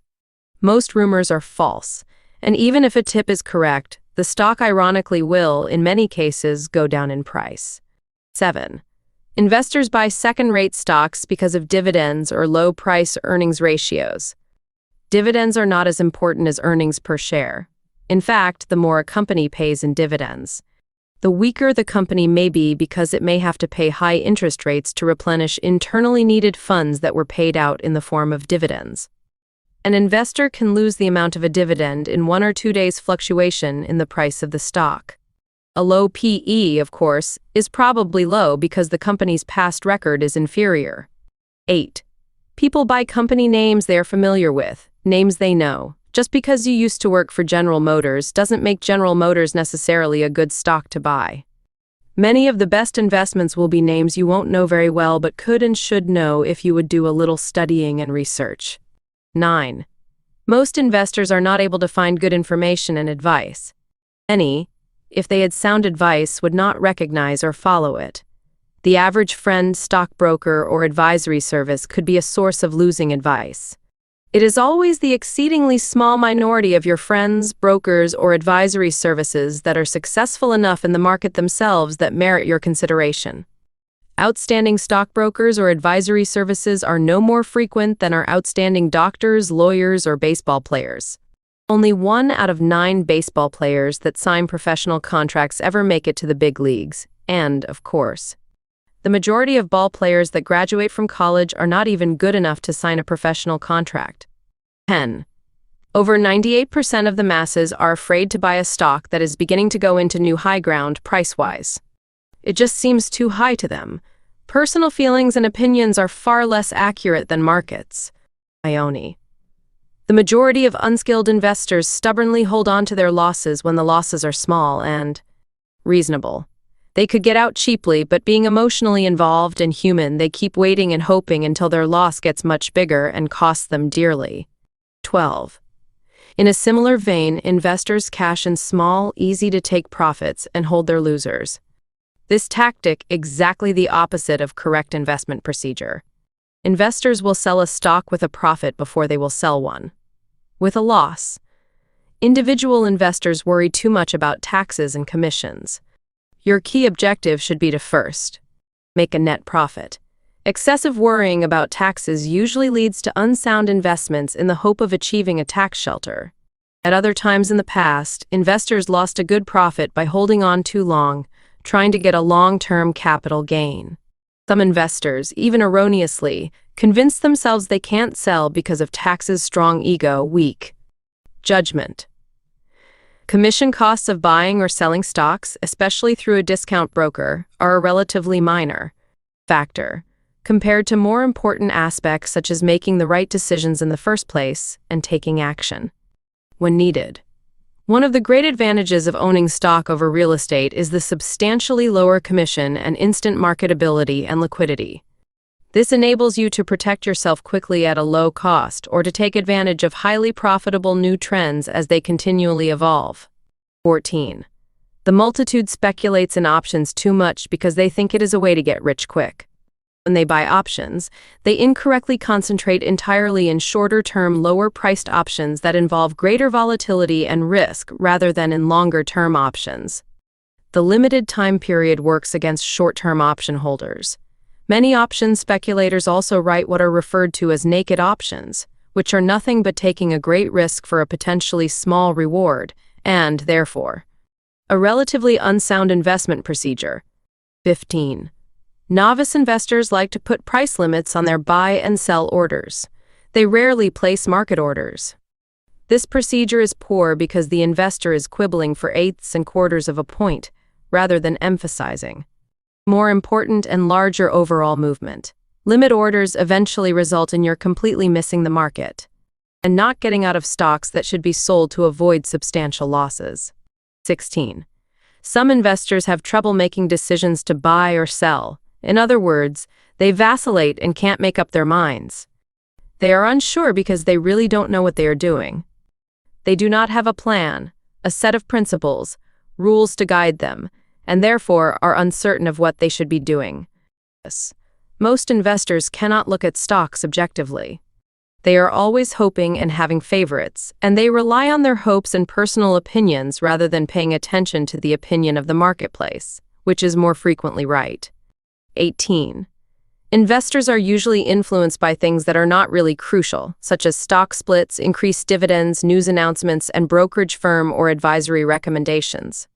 As someone who has spent lifetime researching stocks in the American economy, do you have any opinions about the quality of research provided by Wall Street firms? An article in Financial World found that top-rated analysts generally underperformed the S&P average. One major problem is that 80% of brokerage firm research is written on the wrong companies. Each industry analyst has to turn out his or her quota of reports, even though only a few industry groups are leaders in each cycle. There is insufficient screening to determine which reports should actually be written. Another major problem with Wall Street research is that it seldom provides sell recommendations. I would assume, given the consistency of your success as a stock investor for over 25 years, that you don't think very much of the random walk theory. The stock market is neither efficient nor random. It is not efficient because there are too many poorly conceived opinions. It is not random because strong investor emotions can create trends. In the most general sense, trading success requires three basic components: an effective trade selection process, risk control, and discipline to adhere to the first two items. William O'Neill provides a perfect illustration of the successful trader. He has devised a specific strategy for selecting stocks, CanSlim. He has a rigorous risk control rail. And he has the discipline not to deviate from his selection and risk control strategies. In addition to the specific stock selection methodology detailed in this chapter, traders and investors should find the advice regarding common mistakes, listed near the end of the interview, particularly useful. David Ryan's stock investment as a treasure hunt. David Ryan does not believe in buying low-price stocks. But that was not always the case. He remembers flipping through the Wall Street Journal when he was 13 years old and finding a $1 stock.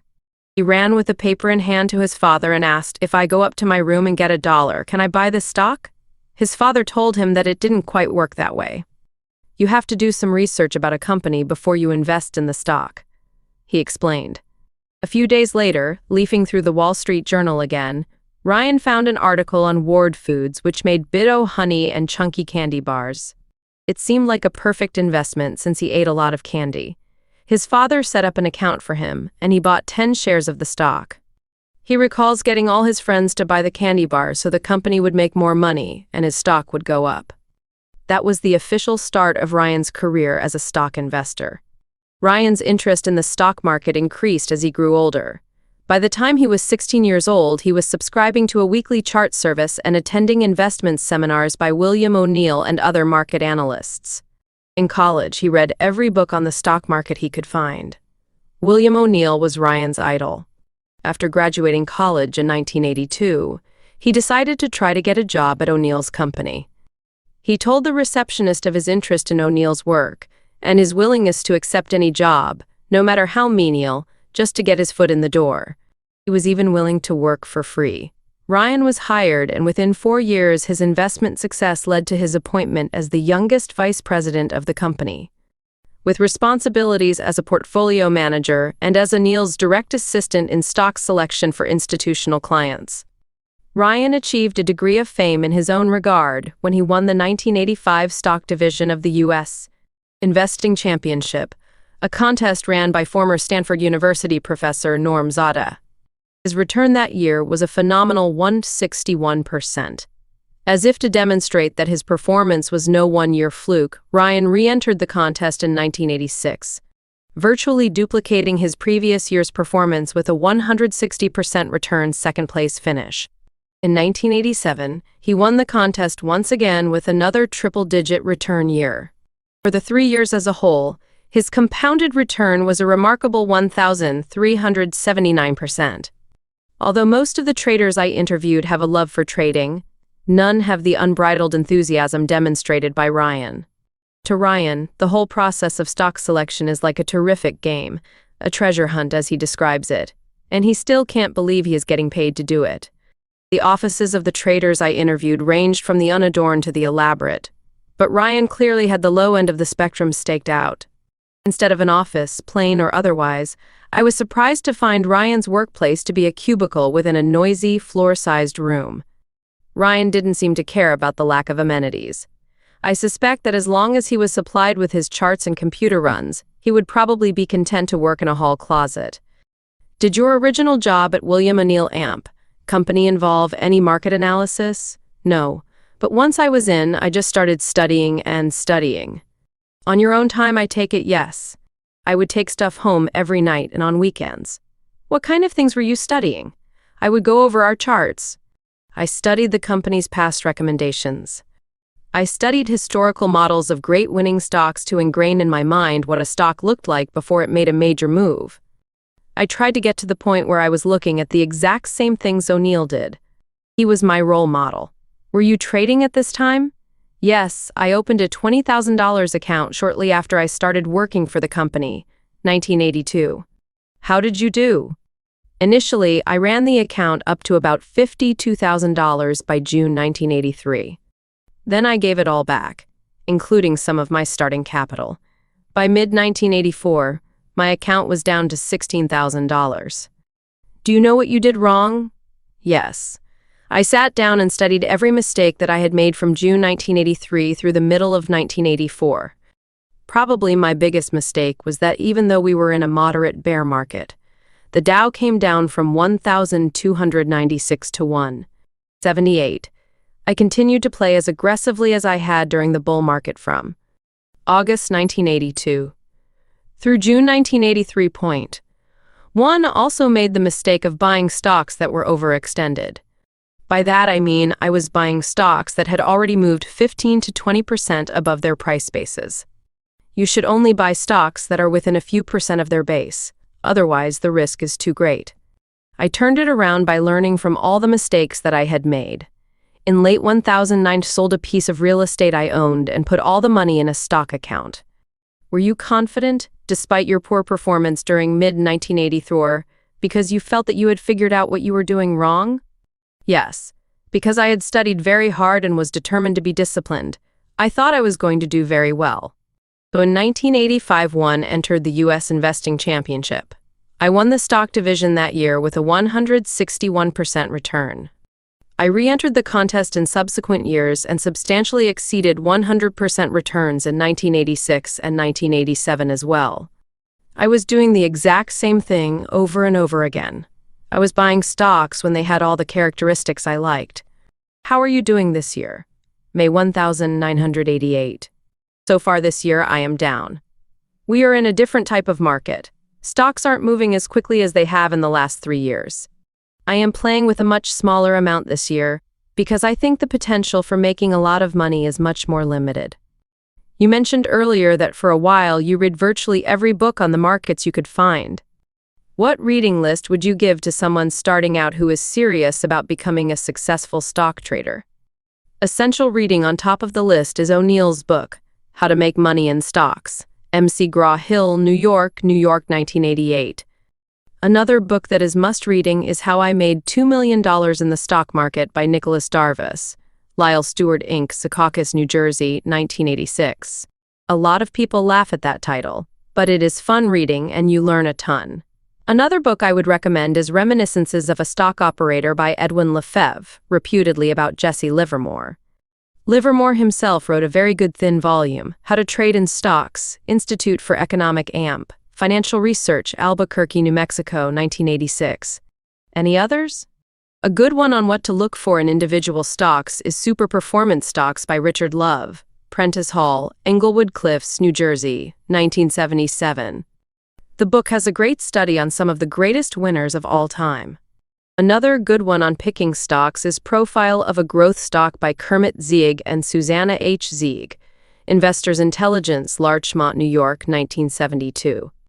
I would also recommend Marty Zweig's book, Winning on Wall Street, Warner Books, Inc., New York, New York, New York, New York, New York, 19 Secrets for Profiting in Bull and Bear Markets, Dow Jones Irwin, New York, 1988, which has some good sections on short selling. Finally, on Elliott Wave Analysis, which I think has some validity, there is Elliott Wave Principle by Frost and Prechter, New Classic Library, Inc., Georgiansville, GA, 1978, and a book called Super Timing by an English fellow named Beckman, Milestone Publishers, London. All those books are good, but you learn the most from the market itself. Every time I buy a stock, I write down the reasons why I bought it. He pulls out a binder containing annotated charts. Doing this helps cement in my mind the characteristics of a winning stock. Maybe even more important, it helps me learn from my mistakes. What kind of things did you learn by keeping your trader's diary? Not buying overextended stocks, using Neil's criteria for stock selection, and being as disciplined as possible. The more disciplined you can get, the better you are going to do in the market. The more you listen to tips and rumors, the more money you're likely to lose. Has keeping this diary been an important part of your success? Absolutely. Can you describe your procedure for selecting stocks? I start out by going through the stock charts and writing down the stocks with strong technical action. In other words, I write down all the stocks I want to take a closer look at. Your company follows 7,000 stocks. You can't possibly look at 7,000 charts on a regular basis. I don't look through 7,000, but in a week I probably go through about 4,000 charts. So I see a majority of the database. Keep in mind there are probably about 1,500 to 2,000 stocks that trade under $10, and I don't like to look at those anyway. Is that a good rule? Avoid stocks under $10? Yes, because they are usually down there for a reason. Doesn't that knock out a lot of the OTC stocks? Yes, a lot of the smaller OTC stocks. But aren't those sometimes the best buys? The stocks that no one is paying any attention to? Sometimes. But many of those stocks stay down there for years and years. I would rather wait until they prove themselves by moving up to the $15 to $20 range. After you have reviewed the charts and written down the stocks that interest you, what do you look at next to screen your selection? I look at the 5-year earnings growth record and the last 2 quarters of earnings relative to the previous year's levels. The quarterly comparisons show you if there is any deceleration in the earnings growth rate. For example, a 30% growth rate over the last 5 years may look very impressive. But if in the last 2 quarters earnings were only up 10% and 15%, it warns you that the strong growth period may be over. Of course, those 2 factors, the 5-year earnings growth record and the earnings during the past 2 quarters, are combined in our earnings per share EPS rank. See the O'Neill chapter for a detailed explanation of the EPs. What are you looking for in an EPS figure? As high as possible, at least above 80, and preferably above 90. Actually, a lot of stocks I buy have an EPS rank of 99. In my experience, markets usually anticipate. One thing that surprises me about the EPS is that I would think that the price of the stock would run up well before the earnings growth starts to be extremely positive. That is what a lot of people think. They say it's too late to buy the stock. The earnings are already on the table. However, in analyzing hundreds of the biggest winners, we found that in many cases, the earnings had been on the table for a while. What would cause a stock to just sit despite very good earnings? The broad stock market may be weak and holding back the stock, but once the weight of the market comes off, these stocks just go right through the roof. How about if the stock market is okay? What would keep the stock from taking off in that type of situation? Perceptions. People might not believe that the earnings are going to continue as strongly as they had in the past. What else are you using besides the EPs and the earnings breakdown to screen your stock selections? The relative strength is very important. The relative strength ranks a stock's price change relative to all other stocks surveyed. See the O'Neill chapter for a detailed definition. What are you looking for in relative strength? At least above 80 and preferably above 90. Intuitively, I would almost think that it has already gone too far. It can't get any stronger. Well, not necessarily that it can't get any stronger, but it seems to me that, by definition, every stock has to have a high relative strength when it tops. How do you avoid sometimes buying the highs if you are restricting yourself to high relative strength stocks? I am usually able to avoid that because in my first step of screening the charts, I generally rail out stocks that are overextended from their base. Very often, the stocks with the highest relative strength continue to outperform the market for months and months. For example, Microsoft had a relative strength of 97 when it was at $50 a share. It eventually moved to $161.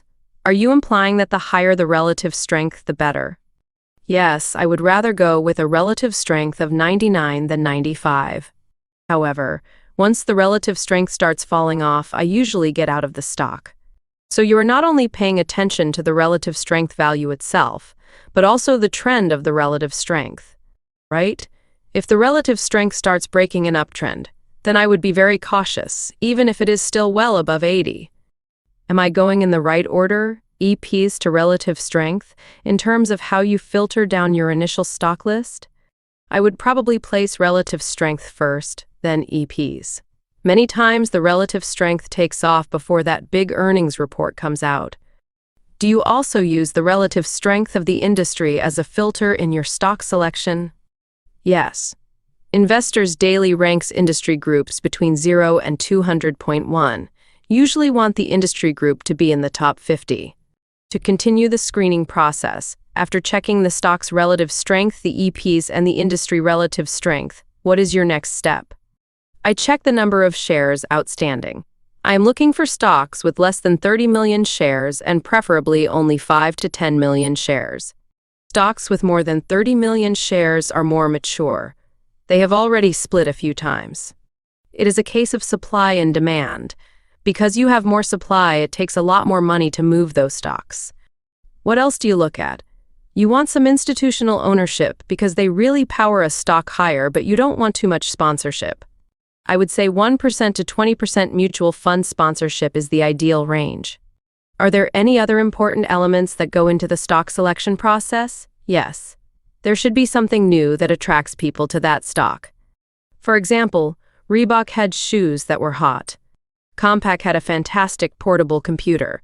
Microsoft was a leader in the software field. Doesn't that rule out most companies that have been around for a while? Yes. You don't want to be playing General Electric because there is usually nothing really hot or brand new going on. Occasionally, there are exceptions. For example, General Motors has gone virtually sideways for the last 5 years, and it looks like they are trying to turn their situation around. With General Motors, might the new be the recent shift to high styling? Yes, but in most cases, you are going to find the new in emerging entrepreneurial growth companies. I would imagine if you go through 7,000 stocks, there must be quite a large number that meet your criteria. On average, there are probably only about 70 stocks that meet the criteria, because it is tough to meet all the conditions. Then I cut those 70 down to about 7. How do you cut down from 70 to 7? I pick those stocks that have all the characteristics plus a great-looking base pattern. I also look at how the stock has done in the past. For example, has the stock doubled before? A lot of the stocks I buy have already doubled and tripled before I buy them. You actually prefer to buy a stock that has already doubled as opposed to a stock that is in a long base. Yes, because that shows me there is something very unusual going on, and if the situation is that good, a doubling may just be the beginning. It is probably going to double again. To sum it up, I am looking for the strongest stocks in the market, in terms of both earnings and the technical picture. Since you use an extremely rigorous selection process, do you have a high percentage of winners in your stock picks? No, only about, because I cut the losers very quickly. The maximum loss I allow is 7%, and usually I'm out of a losing stock a lot quicker. I make my money on the few stocks a year that double and triple in price. The profits in those trades easily make up for all the small losers. How long do you typically hold a stock? I usually hold my big winners for about 6 to 12 months, stocks that aren't that strong about 3 months, and my losers less than 2 weeks. Do you pick an objective on the stocks you buy? No. I usually wait until the stock runs up, builds another base, and then breaks down. That is when I liquidate. Do you think people should only use market orders? In a dull market that is just trading back and forth, you could put in a limit order. But if you really think the stock is going to make a big move, and that should be the only reason you are buying the stock to begin with, then there is no reason to haggle over 1/8 of a point. Just buy the stock. The same thing applies to the downside. If you think the stock is going to drop, just sell it. I learned the lesson about market orders in 1982 when I was trying to buy Textone, which was trading at $15 for $14. The next day, it jumped LLH points, and I couldn't bring myself to buy the stock at $16,000 when I could have bought it at $15 a day earlier. That stock eventually went to $45. One element of your trading style is buying a stock when it makes a new high. Wouldn't the fundamental screening conditions you use have been in place well before that point? In some cases, they might have been. But I am trying to buy a stock when you have the most chance of making money. When a stock is coming off the low end of a base back to the high end, there will be a lot of people who bought it near the highs and sat with a loss for months. Some of those people are going to be happy to get out at even, and that creates a lot of overhead resistance. So, a stock which is at new highs has much more of an open running field. Right? Because no one ahead of you is at a loss and wants to get out at the first opportunity. Everybody has a profit. Everybody is happy. But the downside of that is if you wait for a breakout to new highs, a lot of times the market will pull back into the trading range. How do you avoid getting whipsawed in those situations? You can tell a lot by the volume. If the volume doubles one day and the stock moves to a new high, it is telling you a lot of people are interested in the stock and buying it. So volume becomes very important as a filtering process to avoid getting whipsawed. Yes, if the stock moves to new high ground but the volume is only up 10%, I would be wary. Do you buy it the first day the stock breaks out to new highs, or do you wait for it to consolidate for a few days? I want to buy it as soon as it goes to new highs. If you buy a stock at new highs and it then pulls back into the range, at what point do you decide it was a false breakout? For example, assume a stock that has been trading between $16 and $20 goes to $21 and you buy it. What do you do if 2 days later the stock is back to $19? If it re-enters its base, I have a rule to cut at least 50% off the position. If it re-enters its base at all. Do you mean even if it is just below the top end of the base, or do you require some minimum penetration? No, if it just re-enters the base. In some cases, it will break out and come back to the top of the base, but not re-enter. That's fine, and I will stay with the stock. But if the top of the base was $20 and it breaks back to $19.3, I want to sell at least half of the position because the stock didn't keep on moving. Frequently, when a stock drops back into its base, it goes all the way back down to the lower end of the base.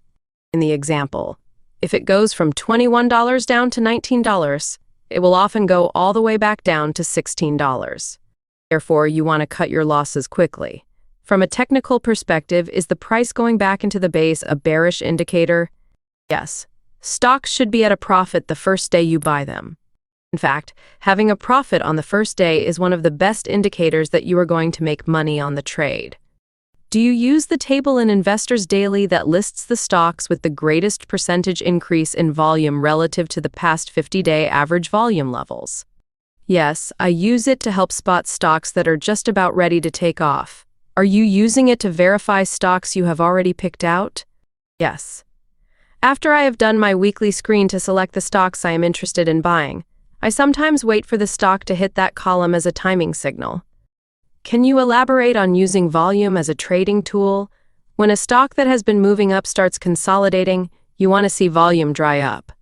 You should see a downtrend in volume. Then when volume starts picking up again, it usually means the stock is ready to blast off. So, in the consolidation phase, decreasing volume is good. If you continue to see very high volume, do you start thinking potential top? Yes, because that shows that a lot of people are getting out of the stock.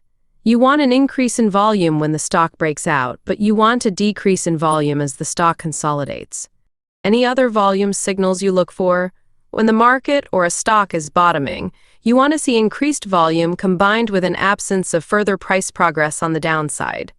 For example, if the Dow declines from 2,000, 2,100, trades down to 2,085 the next day, and then closes higher on increased volume, it demonstrates support. It suggests that there are a lot of buyers coming in. The screens you have described in selecting stocks are essentially O'Neill's CAN-SLIM methodology. See the O'Neill chapter for definition. Did you add any of your own elements to his approach? Yes. I learned that most of our greatest winning recommendations started off with prices under 30 times earnings. Nell says the PE price-earnings ratio is not important. I think it is in that your success ratio is a lot higher on lower PE ratio stocks. But I guess not too low PE ratios. When I'm talking about lower PE ratio stocks, I mean stocks that have a PE ratio that is between even and up to 2 times the SAMP, P500 PE ratio. So if the SAMP, P500 is at 15 times earnings, you should try to buy stocks with PE ratios between 15 and 30. Once you start going much beyond double the SAMP, 500 PE ratio level, your timing has to be more exact. You are bound to make a few more mistakes on higher PE ratio stocks. Do you therefore avoid high PE ratio stocks? Yes, in many cases I do. The most profitable situation is when you find a stock with a strong earnings trend that is trading at a PE ratio in line with the broad market ratio. If you avoid high PE ratio stocks, Wouldn't that have prevented you from catching the whole biomedical group move? That was a little different because of the fact that the whole group was trading at high PE ratios. Does that imply that there should be an exception made for a new industry? Yes, you don't want to be absolutely rigid with these rules. Has the basic market behavior stayed the same in the 1980s versus the 1970s and the 1960s? Yes, the same types of stocks work time after time. It hasn't changed at all. We can take one of the greatest winning stocks from 1960s and line it up with one of the best stocks in 1980s, and they are going to have exactly the same characteristics. Do you have any thoughts on the subject of short selling? I need more time to study it and more experience. However, to pick a short, I think you need to flip all these characteristics we were talking about. Instead of a good growth record, you should look for a poor 5-year growth record and quarterly earnings that are decelerating. The stock should be losing relative strength, breaking up trends, and starting to hit new lows. Do you think that short selling may be a critical element for superior performance if we go into a long bear market? Yes, I think it would help. But Bill O'Neill will tell you that shorting is about 3 times as hard as buying stocks. Bill says he has made substantial money in only 2 of the past 9 bear markets. He thinks the best thing you can do in a bear market is just sit it out. How do you recognize a bear market before it's too late? By how well my individual stocks are doing. If, during the bull phase, the leaders start losing, it indicates that a bear market is developing. If I have 5 or 6 stocks in a row that get stopped out, a caution flag goes up. What else do you look for to signal a bear market?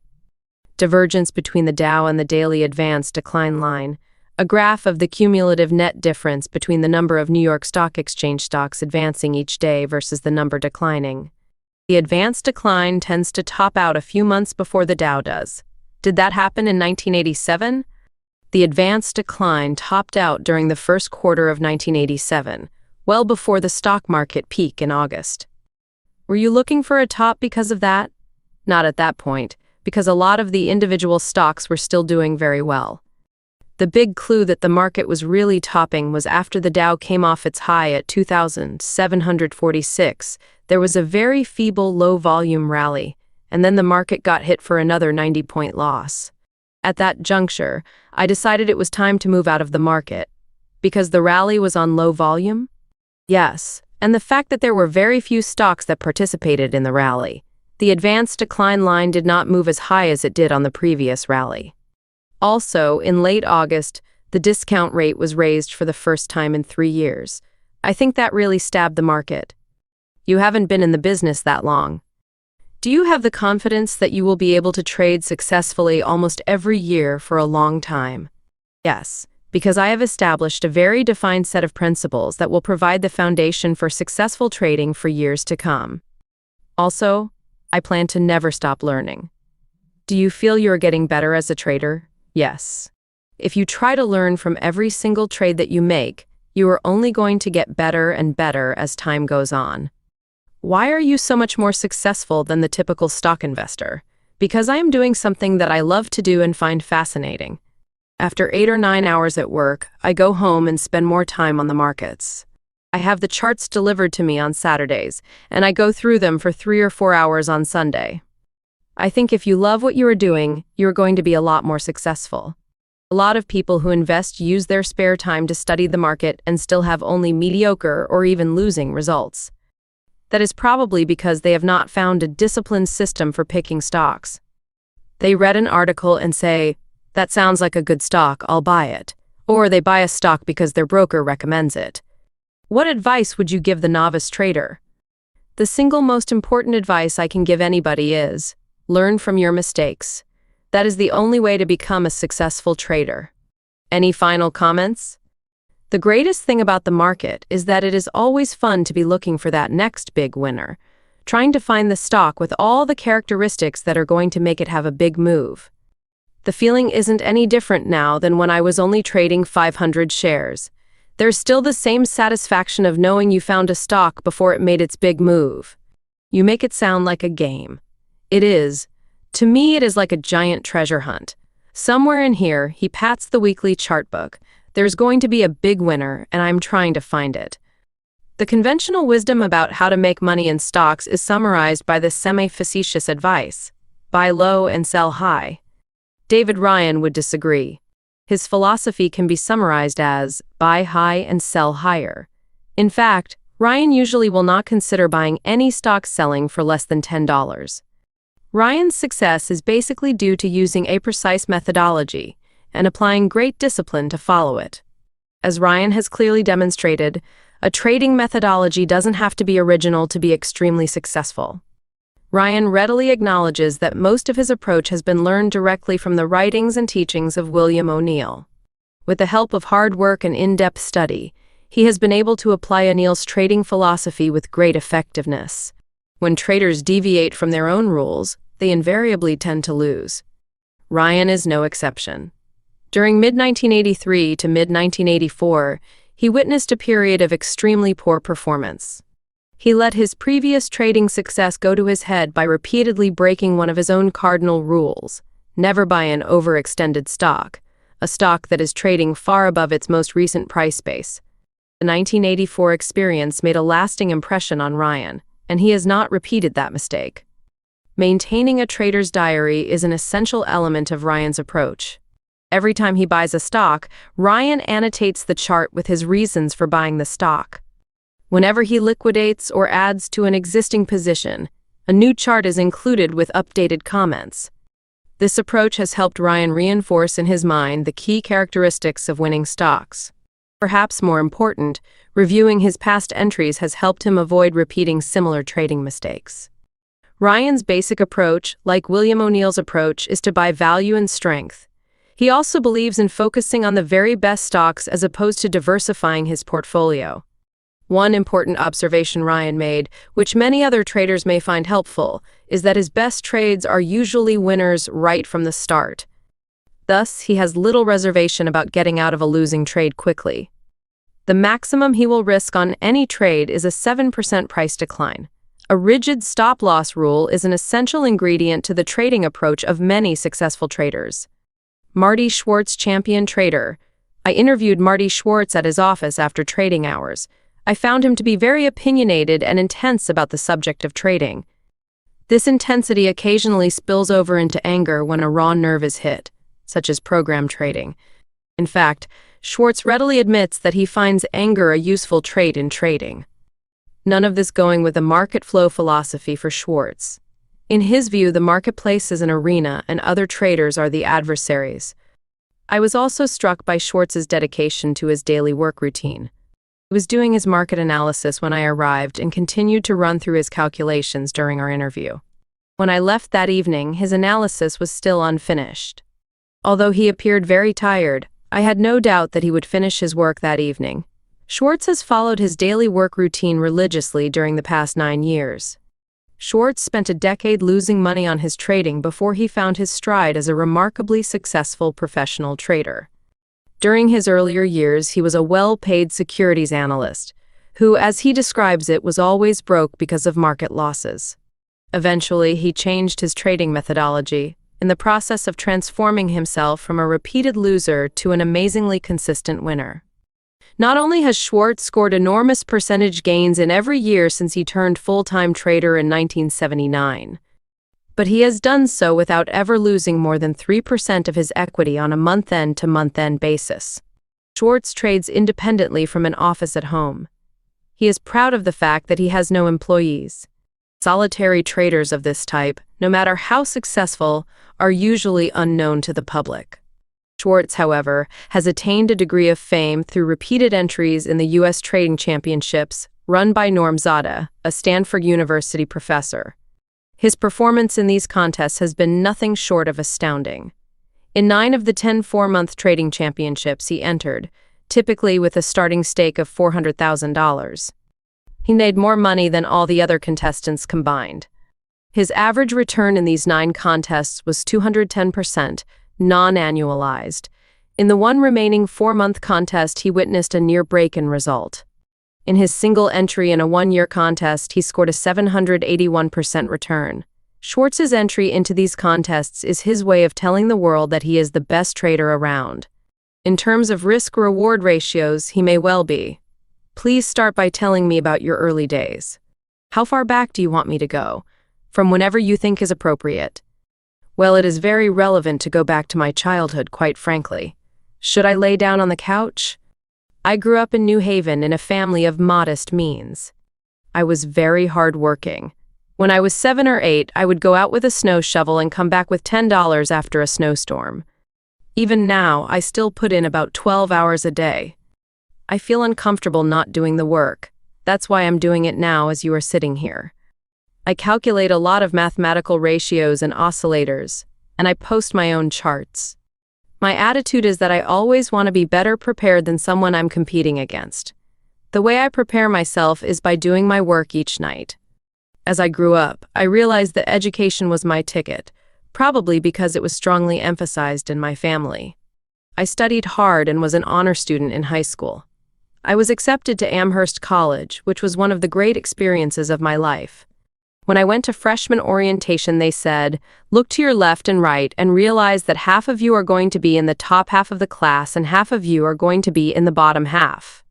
Most of those who matriculated there, including myself, were in the top 5% of their high school class. Perceiving that I wasn't going to be at the top of everything was a difficult first realization. It was the first time in my life I had to struggle. I even had to get a tutor for calculus because I just wasn't getting the concept. But when I finally got it, when the light bulb clicked on, it was like looking at a magnificent painting. I really experienced the joy of learning and working hard there. Before, studying was only a means to an end. Now I found that learning itself was a real joy. Amherst had a profound influence on me. After graduating in 1967, one was accepted to the Columbia Business School. At the time, the government had just ended graduate school military deferments.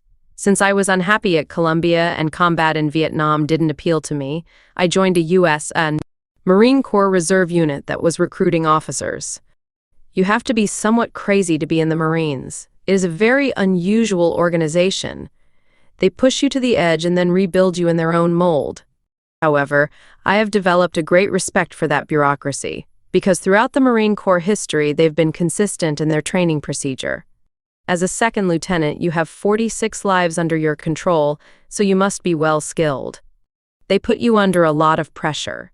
If you couldn't cut the mustard, you didn't get the bars. We had an attrition rate that I believe approached 50%. I was the only reservist in officers' candidate school in Quantico at that time.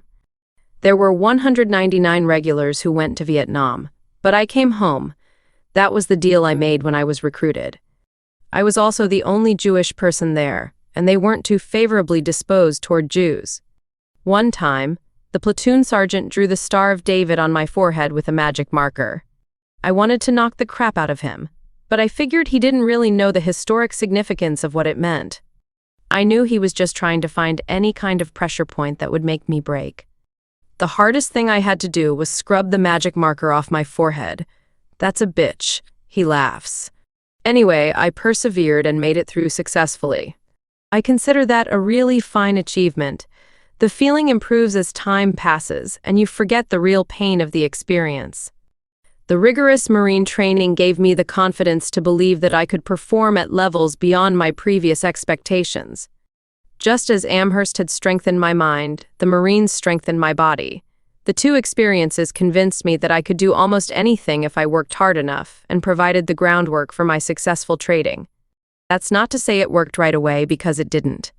After getting out of the Marines, I returned to Columbia and held some boring part-time jobs while I completed my MBA. My first full-time job was as a securities analyst at Kuhn Loeb. I specialized in the health and retail field, and I stayed there for 2 years. I found that on Wall Street, the best way to receive a pay increase was to change jobs.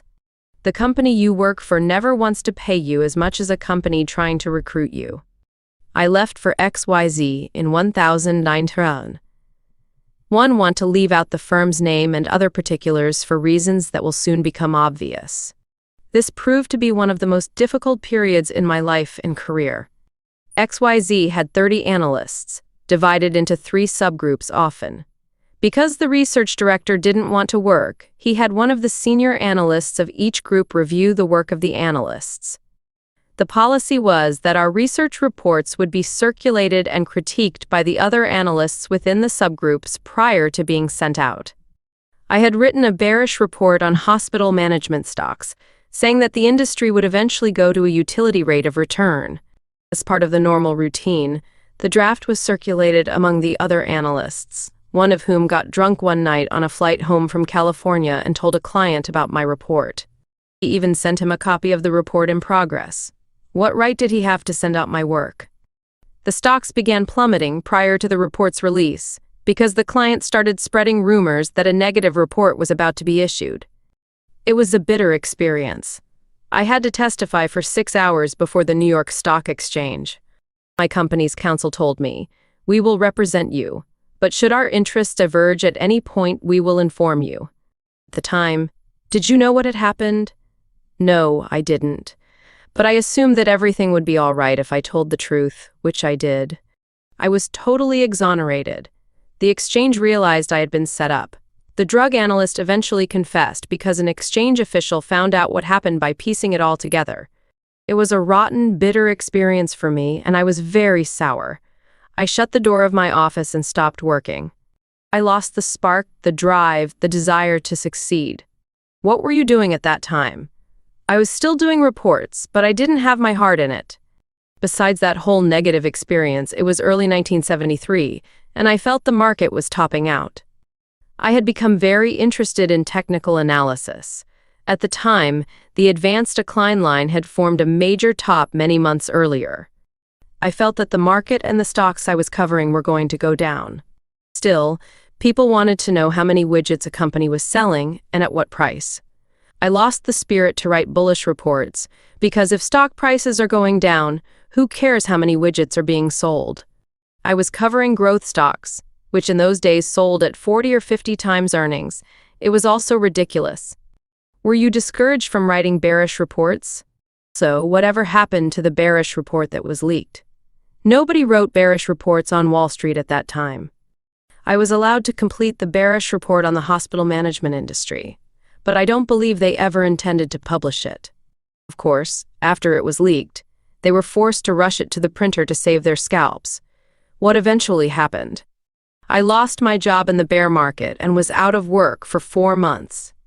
That was a very interesting period because I believe you learn the most through adversity.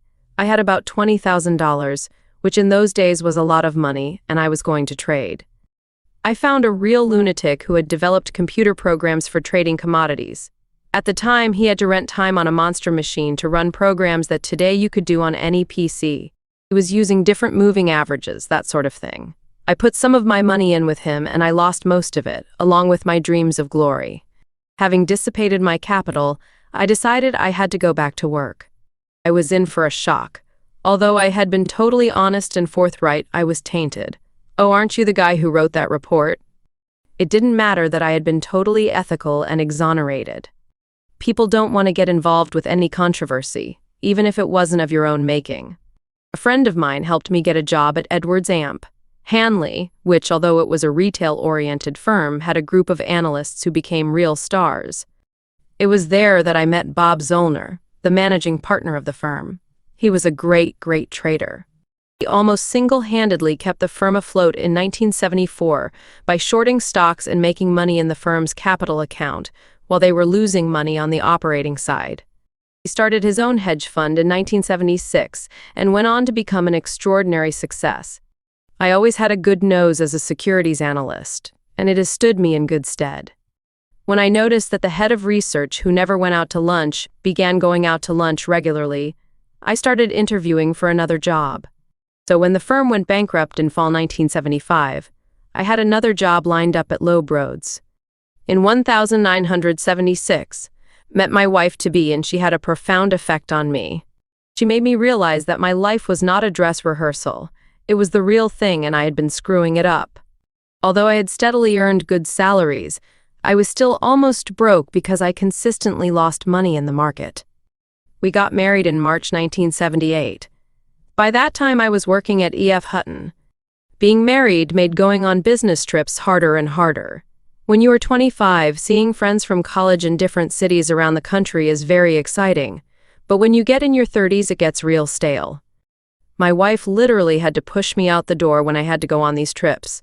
I resented what I called the tap dances, which made you feel like a piece of meat.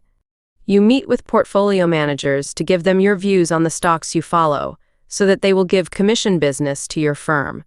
On a typical trip, you might have 5 appointments in Houston, fly to San Antonio for dinner, and then fly to Dallas later that night to be ready for breakfast the next morning. I got sick of it. I wanted to have a family, but I felt that I wasn't able to handle it financially. I had resisted getting married because I was afraid of being tapped out. But at that point, I wondered whether it had been a self-fulfilling prophecy. People seem to know how to handle failure because they can produce it themselves. It almost becomes a negative cause and effect cycle, whereby they produce it, they know how to handle it, and they wallow in it. By mid-1978, one had been a security analyst for 8 years, and it had become intolerable. I knew I had to do something different. I always knew I wanted to work for myself, have no clients, and answer to no one. That, to me, was the ultimate goal. I had been brooding for years. Why wasn't I doing well when I was groomed to be successful? I decided it was now time to be successful. When a brokerage firm wants to hire you, they'll give you anything. Once you are there, they are far less responsive. So when I was being romanced by Hutton, I asked for a quote machine in my office. I was the only securities analyst that had a quote machine. During my last year at Hutton, I started closing the door to my office so that I could watch the market. I talked to my friend Bob Zollner several times a day, and he taught me how to analyze market action. For example, when the market gets good news and goes down, it means the market is very weak. When it gets bad news and goes up, it means the market is healthy. During that year, I started taking trial subscriptions to a lot of different newsletters. I consider myself a synthesizer. I didn't necessarily create a new methodology, but I took a number of different methodologies and molded them into my own approach. I found a guy, Terry Laundrie, who lived in Nantucket and had an unorthodox approach called the magic forecast. He was an engineering graduate with a math background, and that appealed to me. His basic theory was that the market spent the same amount of time going up as going down. Only the amplitude was different. In my experience, markets come down a lot quicker than they go up. Doesn't that contradict the theory? The market movement before it goes down may be a distributive process. I call them M-tops. The point you use to measure the time element is not the price high, but an oscillator high, which precedes the price high. That, in fact, is a major cornerstone of his work. The theory had different properties that I learned, and it has been extremely helpful to me. For the record, what is the name of Laundrie's book? There is no book. He just extolled his theory through his various newsletters. He also had some pamphlets. Actually, it was kind of funny. After I mentioned him in a Barron's article, he got a lot of inquiries for his pamphlets. He is a little eccentric. His response was, "I don't have any copies available." He should have printed them and made some money. I developed and synthesized a number of indicators that I used to determine when the market was at a low-risk entry point. I focused on determining mathematical probabilities, although occasionally there are situations where the market goes 3 standard deviations instead of 2. Based on the likelihood that 98% of the moves will stop at 2 standard deviations, I'll take that bet any day of the week. And if I am wrong, I'm going to use risk control and stop myself out X dollars away. That is the most critical element. Anyway, I subscribed to all these letters, developed a methodology, and traded like crazy. By mid-1979, had run $5,000 up to $140,000 in just 2 years. When did you turn from a loser to a winner? When I was able to separate my ego needs from making money. When I was able to accept being wrong. Before, admitting I was wrong was more upsetting than losing the money. I used to try to will things to happen. I figured it out, therefore it can't be wrong. When I became a winner, I said, I figured it out, but if I'm wrong, I'm getting the hell out because I want to save my money and go on to the next trade. By living the philosophy that my winners are always in front of me, it is not so painful to take a loss. If I make a mistake, so what? Did you make a complete transition from fundamental to technical analysis? Absolutely. I always laugh at people who say, I've never met a rich technician. I love that. It is such an arrogant, nonsensical response. I used fundamentals for 9 years and got rich as a technician. But you were still doing fundamental analysis as an analyst. Yes, to earn a salary. But my wife said to me, go out on your own. You're 34 and you've always wanted to work for yourself. The worst that can happen is that you, 11, go back to doing what you were doing before. I always pictured myself as being brave, courageous, and strong, but when it came time to take the chance, I was scared out of my mind. I had $140,000, of which about $30,000 was tied up in tax deals and $92,500 was used to pay for a seat on the American Stock Exchange. That left me with about $20,000 when I went on the floor as a market maker. I borrowed $50,000 from my in-laws, which gave me $70,000 of working capital. I started off losing in my first 2 days in the business. I got involved in Mesa Petroleum options because Zollner, whom I profoundly respected, thought they were significantly undervalued. I called him the second day from the floor, "Are you sure you are right?" I must have had a grand total of 10 options. I was down $1,800 and dying. I was petrified because in my mind I was down almost 10% since I didn't consider my in-laws' money part of my own working capital. The third day, Mesa options started going up and I never looked back. After the first 4 months, I was ahead by $100,000. The next year I earned $600,000. After 1,981, never earned less than 7 figures. I remember talking to a good friend of mine in 1979 and saying, I don't think anybody can make $40. 0 a month trading options. Now I can do that in a day without a problem. You were doing very well on the floor. Why did you leave? It was very slow during lunchtime in those years. I used to go to an upstairs office to eat my lunch. While I was at my desk eating a sandwich, I would do my charts and look for different ideas. I came to realize that I could see much more sitting at the desk, looking at a machine, than being at a post, trading an option. On the floor, the specialists chose the symbols they wanted to keep on the quote machines, because they paid the rent on them. So you always had to run around to find what you wanted to see. I felt much more comfortable upstairs. About a year and a half later, after I started earning a lot of money, the floor wasn't big enough. There was a much bigger arena to play in. Another reason for my move was the fact that, in 1981, a change in the tax laws made it more lucrative to trade futures than stocks and options. In my futures trading, I didn't try to make 2 1 year, 4 the next, 8 the next, etc. I didn't earn significantly more in my futures trading in 1987 than I did in 1982, because I used my profits to invest in real estate and other things to enhance the quality of my life. I was broke in the 1970s, and I never wanted to be broke again. My philosophy was that if you make money every month, nothing bad is going to happen to you. So you won't be the richest person. You'll never be the richest person anyway. What difference does it make? I'm proud of my futures trading because I took $40,000 and ran it up to about $20 million slian with never more than a 3% drawdown. Did you continue trading stocks during this period? Yes, but with a different mentality. I traded stocks from a little longer time horizon. I don't feel the same pressure when I own 100,000 shares of stock as when I own 100 SAMP. Will you trade stocks as readily from the short side as the long side? No. I find it harder to trade stocks from the short side. Because of the uptick rule? No. It is just easier to short the SAMP, because you get so much more bang for the buck. Also, I hate the specialist system. They are always trying to con you to death.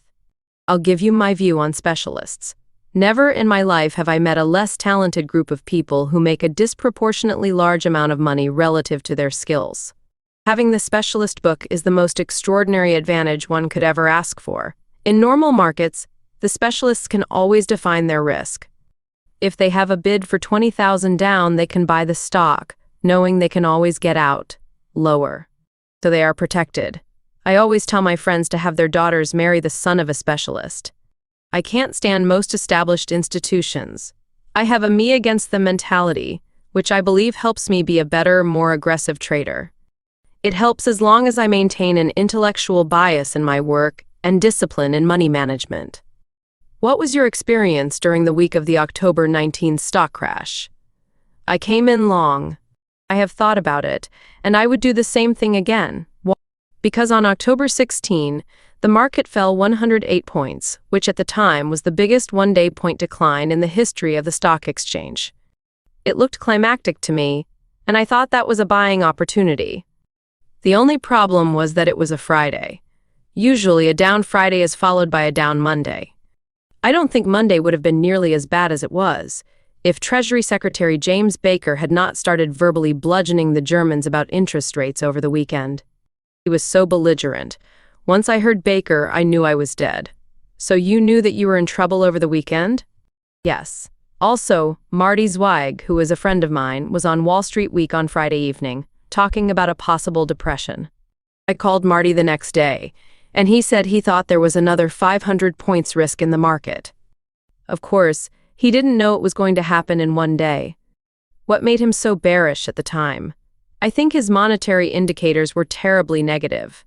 Remember, the bonds were sinking rapidly at the time. What happened that Monday? When did you get out? The high in the SAMP. On Monday was 200 when liquidated my long position at 200. One was real proud of that because it is very hard to pull the null trigger on a loser. I just dumped everything. I think I was long 40 contracts coming into that day, and I lost $315,000. One of the most suicidal tilings you can do in trading is to keep adding to a losing position. Had I done that, I could have lost $5 million lying that day. It was painful and I was bleeding, but I honored my risk points and bit the bullet. That's another example where my Marine training came into play. They teach you never to freeze when you are under attack. One of the tactics in the Marine Corps Officer's Manual is either go forward or backward. Don't just sit there if you are getting the hell beat out of you. Even retreating is offensive, because you are still doing something. It is the same thing in the market. The most important thing is to keep enough powder to make your comeback. I did real well after October 19. In fact, 1987 was my most profitable year. You liquidated your long position very well on October 19. Did you think about actually going short? I thought about it, but I said to myself, now is not the time to worry about making money. It is the time to worry about keeping what you have made.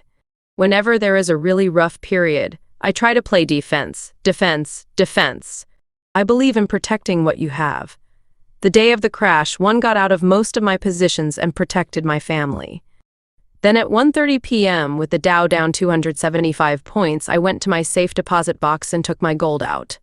Half an hour later, I went to another bank and started writing checks to get my cash out. I started buying treasury bills and preparing for the worst. I had never seen anything like what was going on. You were seriously worried about the banks going under? Why not? The stories I heard subsequently from people on the operations side of the business would have stopped the hearts of the public if they had known what was going on. The banks weren't meeting any of the calls at the brokerage firms. On Tuesday morning, we were within hours of the whole thing totally collapsing. So my caution was well advised. I think my fear of a depression is related to my father graduating college in 1929. If you talk to people who got out of college at that time, it is as though a 10-year period is missing from their lives. There was just nothing substantial going on in this country. That always stuck with me because I feared it so much. I think that is one of the reasons why I don't try to increase my earnings geometrically. On the day of the crash, when I looked at my son in his crib, I thought, I don't want him ever to ask me, Dad, why didn't you do everything you could have done? When did you start trading again? Wednesday of that week. It was funny because I started out trading only 1 or 2 SAMP P contracts at a time. The SAMP P was trading in full point increments, equivalent to $500 per contract compared to $25 for a minimum tick. And I didn't know how to handicap what was going on. From past experiences, I knew we were in some sort of opportunity period, but they were rewriting the rail book. My attitude is, never risk your family's security. I didn't need to make any more money at that point. On Wednesday, the market got up to an area where I thought it should be shorted. I ended Wednesday short 12 SAMP P contracts, which for me was a minuscule position. That night, Bob Prechter, editor of the Elliott Wave Theorist, a widely followed advisory letter, put out a negative hotline message. The next morning, the market was under tremendous pressure. partially because of that recommendation, but mainly because one of the biggest fund managers in the country was trying to liquidate a monster-long position. It has been stated that he lost $800 million slan during that period. I called the SAMP P-Pit just before the opening that morning, and my clerk said, Decembers are offered at 230, offered at 220, offered at 210, trading at 200 even. I yelled, cover. I made $250,000 on 12 contracts. It was one of the most memorable trades of my life. What are your thoughts about program trading? See Appendix 1 for definition. I hate it. There used to be a natural ebb and flow in the market, but program trading killed it. Those firms doing program trading wield extraordinary power to move the market, and the locals have simply become accomplices. I'm not just paranoid because I've adjusted to it and been successful, but I hate it. Some people say that all this criticism of program trading is a bunch of nonsense. Well, they are idiots. No, some of them are very intelligent people. No, they are idiots. I can prove to any one of them that they are idiots. How do you prove it? There is something I would like the regulators to investigate. The market closes near the high or low of the day much more frequently than it used to.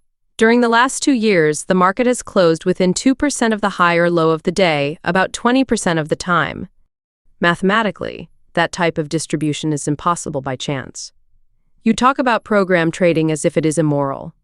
What is unethical about trading stocks against futures? Because the program traders also have the other side of the equation to do.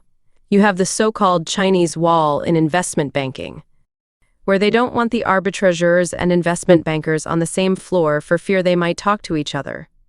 Well, I would like the SEC to explain to me how they can allow agency program traders sitting alongside principal traders for the firm's own account. Your example introduces an element of front-running, which obscures the basic question.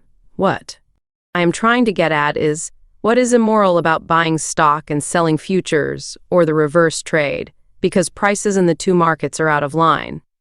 Because I've seen situations in which a firm has information about a debt-equity swap a day ahead of time.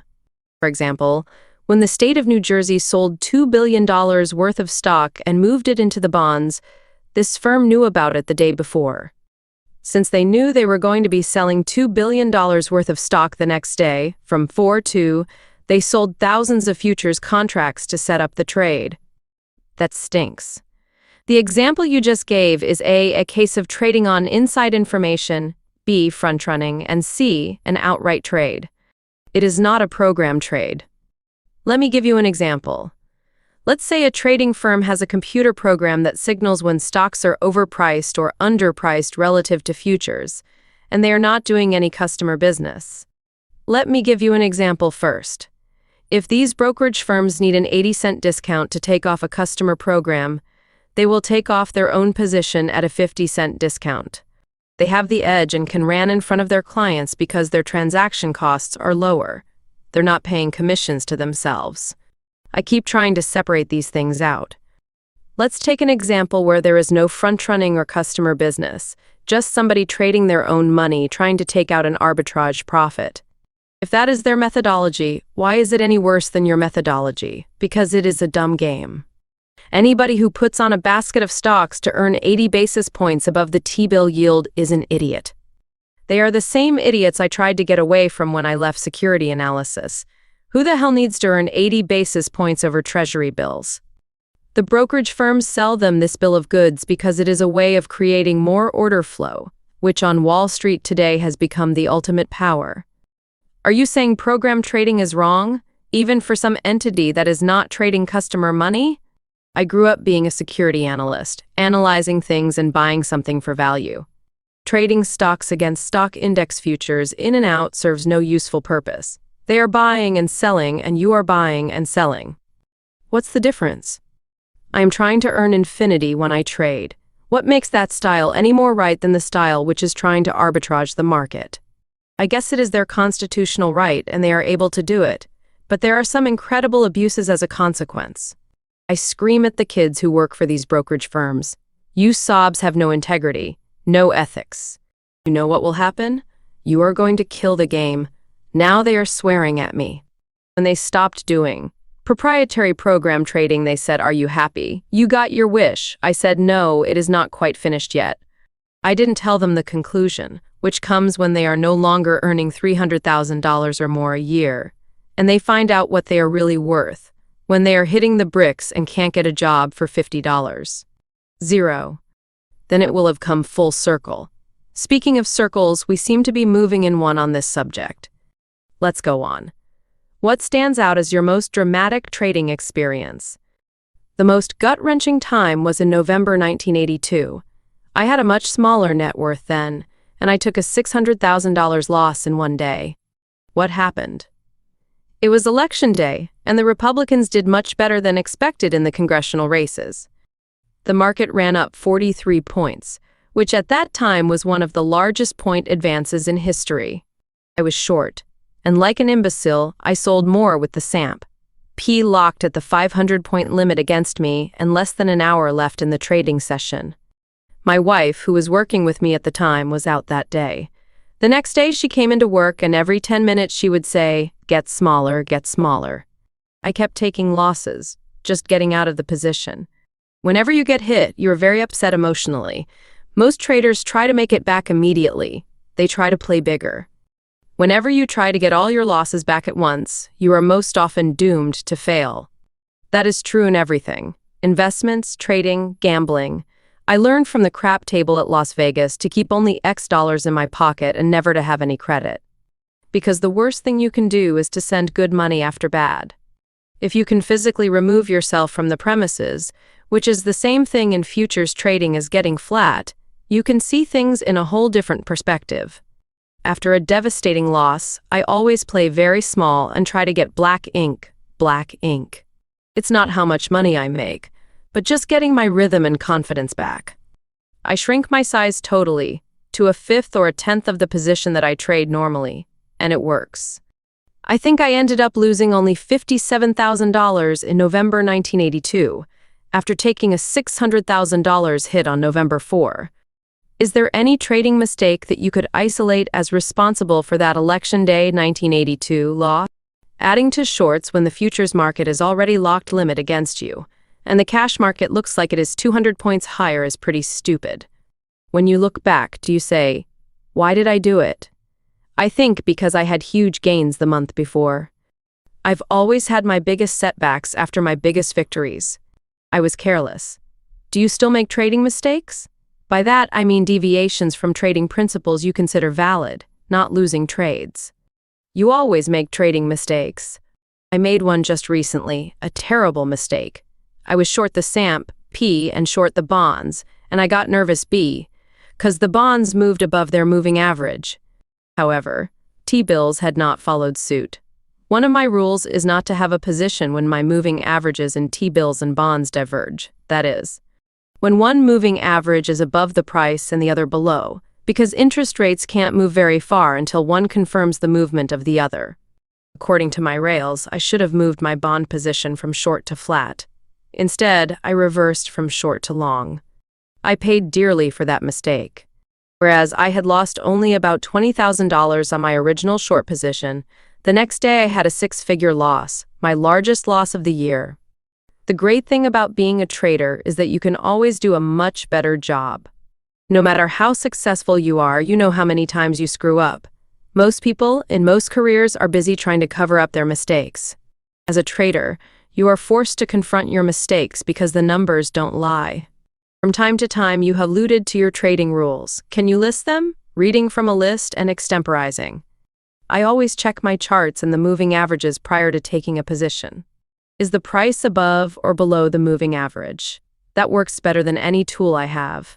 I try not to go against the moving averages. It is self-destructive. Has a stock held above its most recent low when the market has penetrated its most recent low? If so, that stock is much healthier than the market. Those are the types of divergences I always look for. Before putting on a position, always ask, do I really want to have this position? After a successful period, take a day off as a reward. I've found it difficult to sustain excellent trading for more than 2 weeks at a time. I've had periods where I can be profitable for 12 days in a row, but eventually you just get battle fatigue.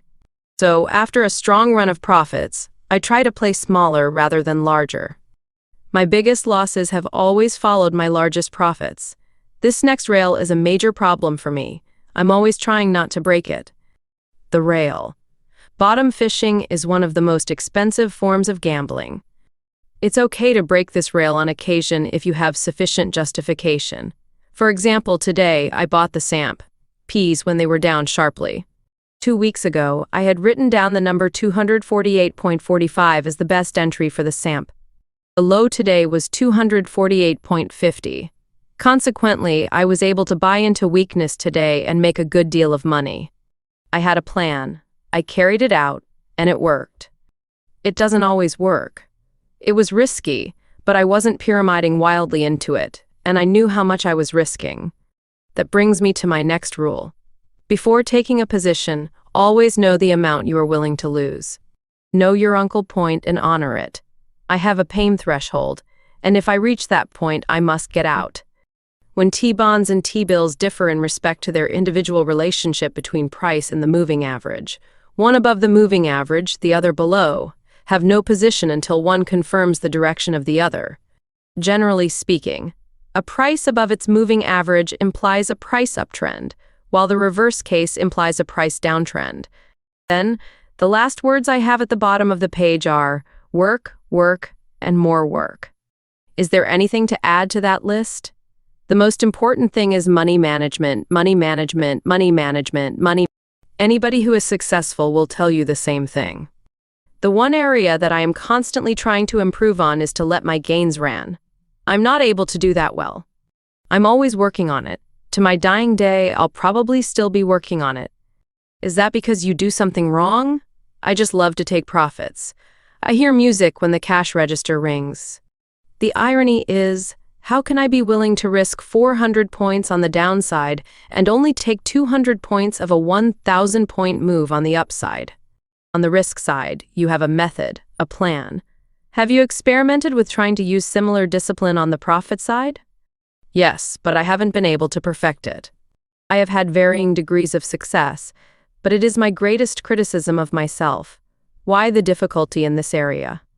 I think it all relates to my fears of some cataclysmic event. I'm like W.C. Fields.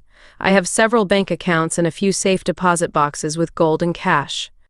I'm extremely well diversified.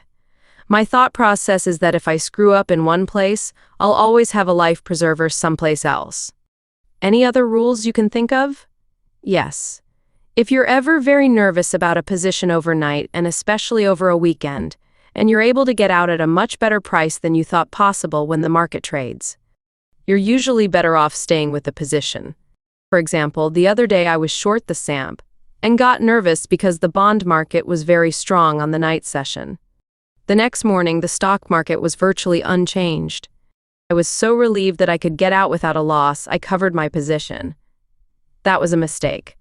A little later that day, the SAMP P collapsed. When your worst fears aren't realized, you probably should increase your position. What has been your worst drawdown percentage-wise? My records were just evaluated for a money management deal. Over my entire career as a full-time trader, based on month-end data, my biggest drawdown was 3%. I had my worst 2 months around the birth of my 2 children, because I was worried about whether I was going to get the tennis ball in the right place in Lamaze class. My philosophy has always been to try to be profitable every single month.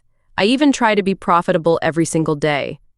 And I've had some extraordinary runs. Over 90% of my months have been profitable. I'm particularly proud of the fact that in virtually every year, I didn't have a losing month before April.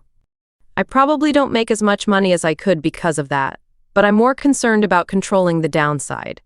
You start off every year with a clean slate? That's my philosophy. January 1, I'm poor.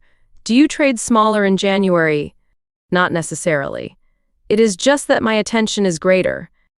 Do you take your losses more quickly in January? No. I always take my losses quickly. That is probably the key to my success. You can always put the trade back on, but if you go flat, you see things differently. Greater clarity? Much greater clarity, because the pressure you feel when you are in a position that is not working puts you in a catatonic state. Getting back to managed money, I wonder, after years of making plenty of money trading on your own, what possible motive could you have for bothering with managing other people's money? I felt that I was getting a little stale, and this presents a whole new challenge. Also, after October 1st, 1987, realized that downside risk can't be adequately measured. The way to get more personal leverage is with an outside pool of money. How much money are you going to be managing? I don't want to be specific about the amount, but I'm only taking on one or two large pools of money. I don't want to deal with multiple investors, even though I'm certain I could raise a great deal more money if I went with a public underwriting. The more people you have involved, the more potential headaches. For example, when I met a large fund manager, he asked me how many employees I had. I told him none. He told me he had 70. When he wants to quit, it will be more difficult because he'll have their lives in his hands. I don't want that kind of pressure. You seem rather isolated here. Do you like working alone? It took me several years to be able to accept working alone. I used to go to a downtown office because a lot of my friends were there. But as time passed and fewer of those people were still there, the attraction diminished significantly. Now, I have half a dozen people I talk to on the phone daily. I've taught my methodologies to a number of them, and they have methodologies of their own. Have you ever tried training people to be traders working for you? I hired 4 people, but nobody lasted. They all became intimidated. I tried to clone myself, and it didn't work.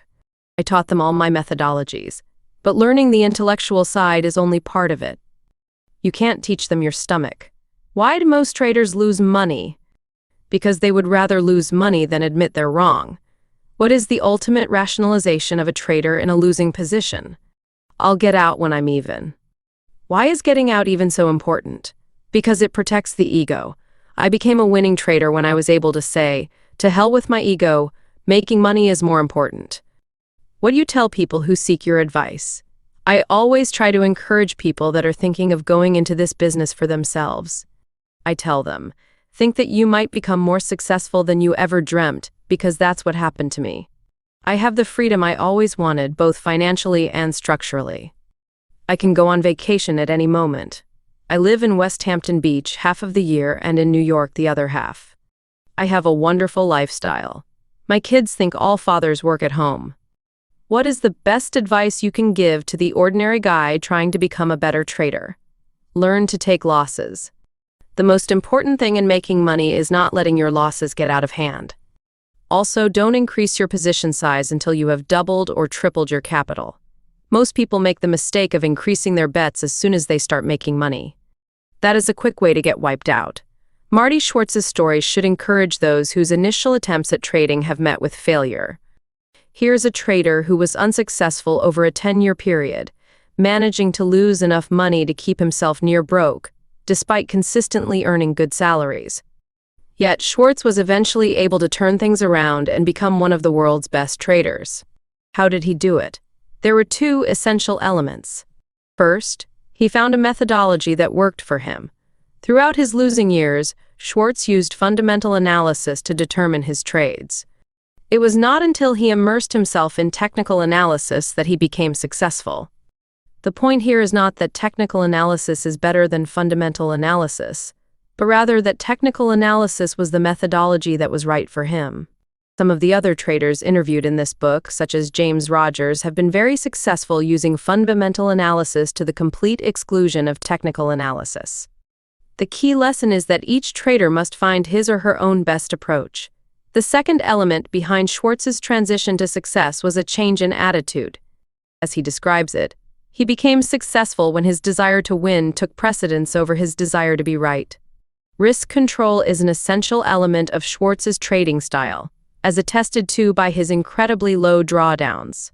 He achieves this risk control by always knowing his uncle point on any trade. No doubt, his approach of sharply reducing position size after large losses, as well as extended winning streaks, contributes heavily to his success. The rationale for reducing position size after a destabilizing loss is apparent. However, the reason for taking the same action after a winning streak deserves further elaboration. As Schwartz explains it, he has always experienced his biggest losses after his biggest gains. I suspect this is true for the majority of traders. Winning streaks lead to complacency, and complacency leads to sloppy trading.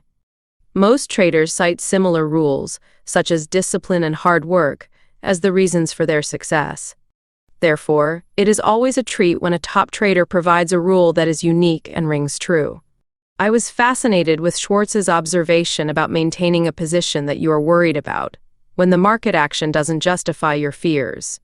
The implicit concept is that if the market is letting you off the hook easily on a position for which there was a basis for fear, such as a fundamental development adverse to the position or a technical breakout in the opposite direction, there must be strong underlying forces in favor of the direction of the original position.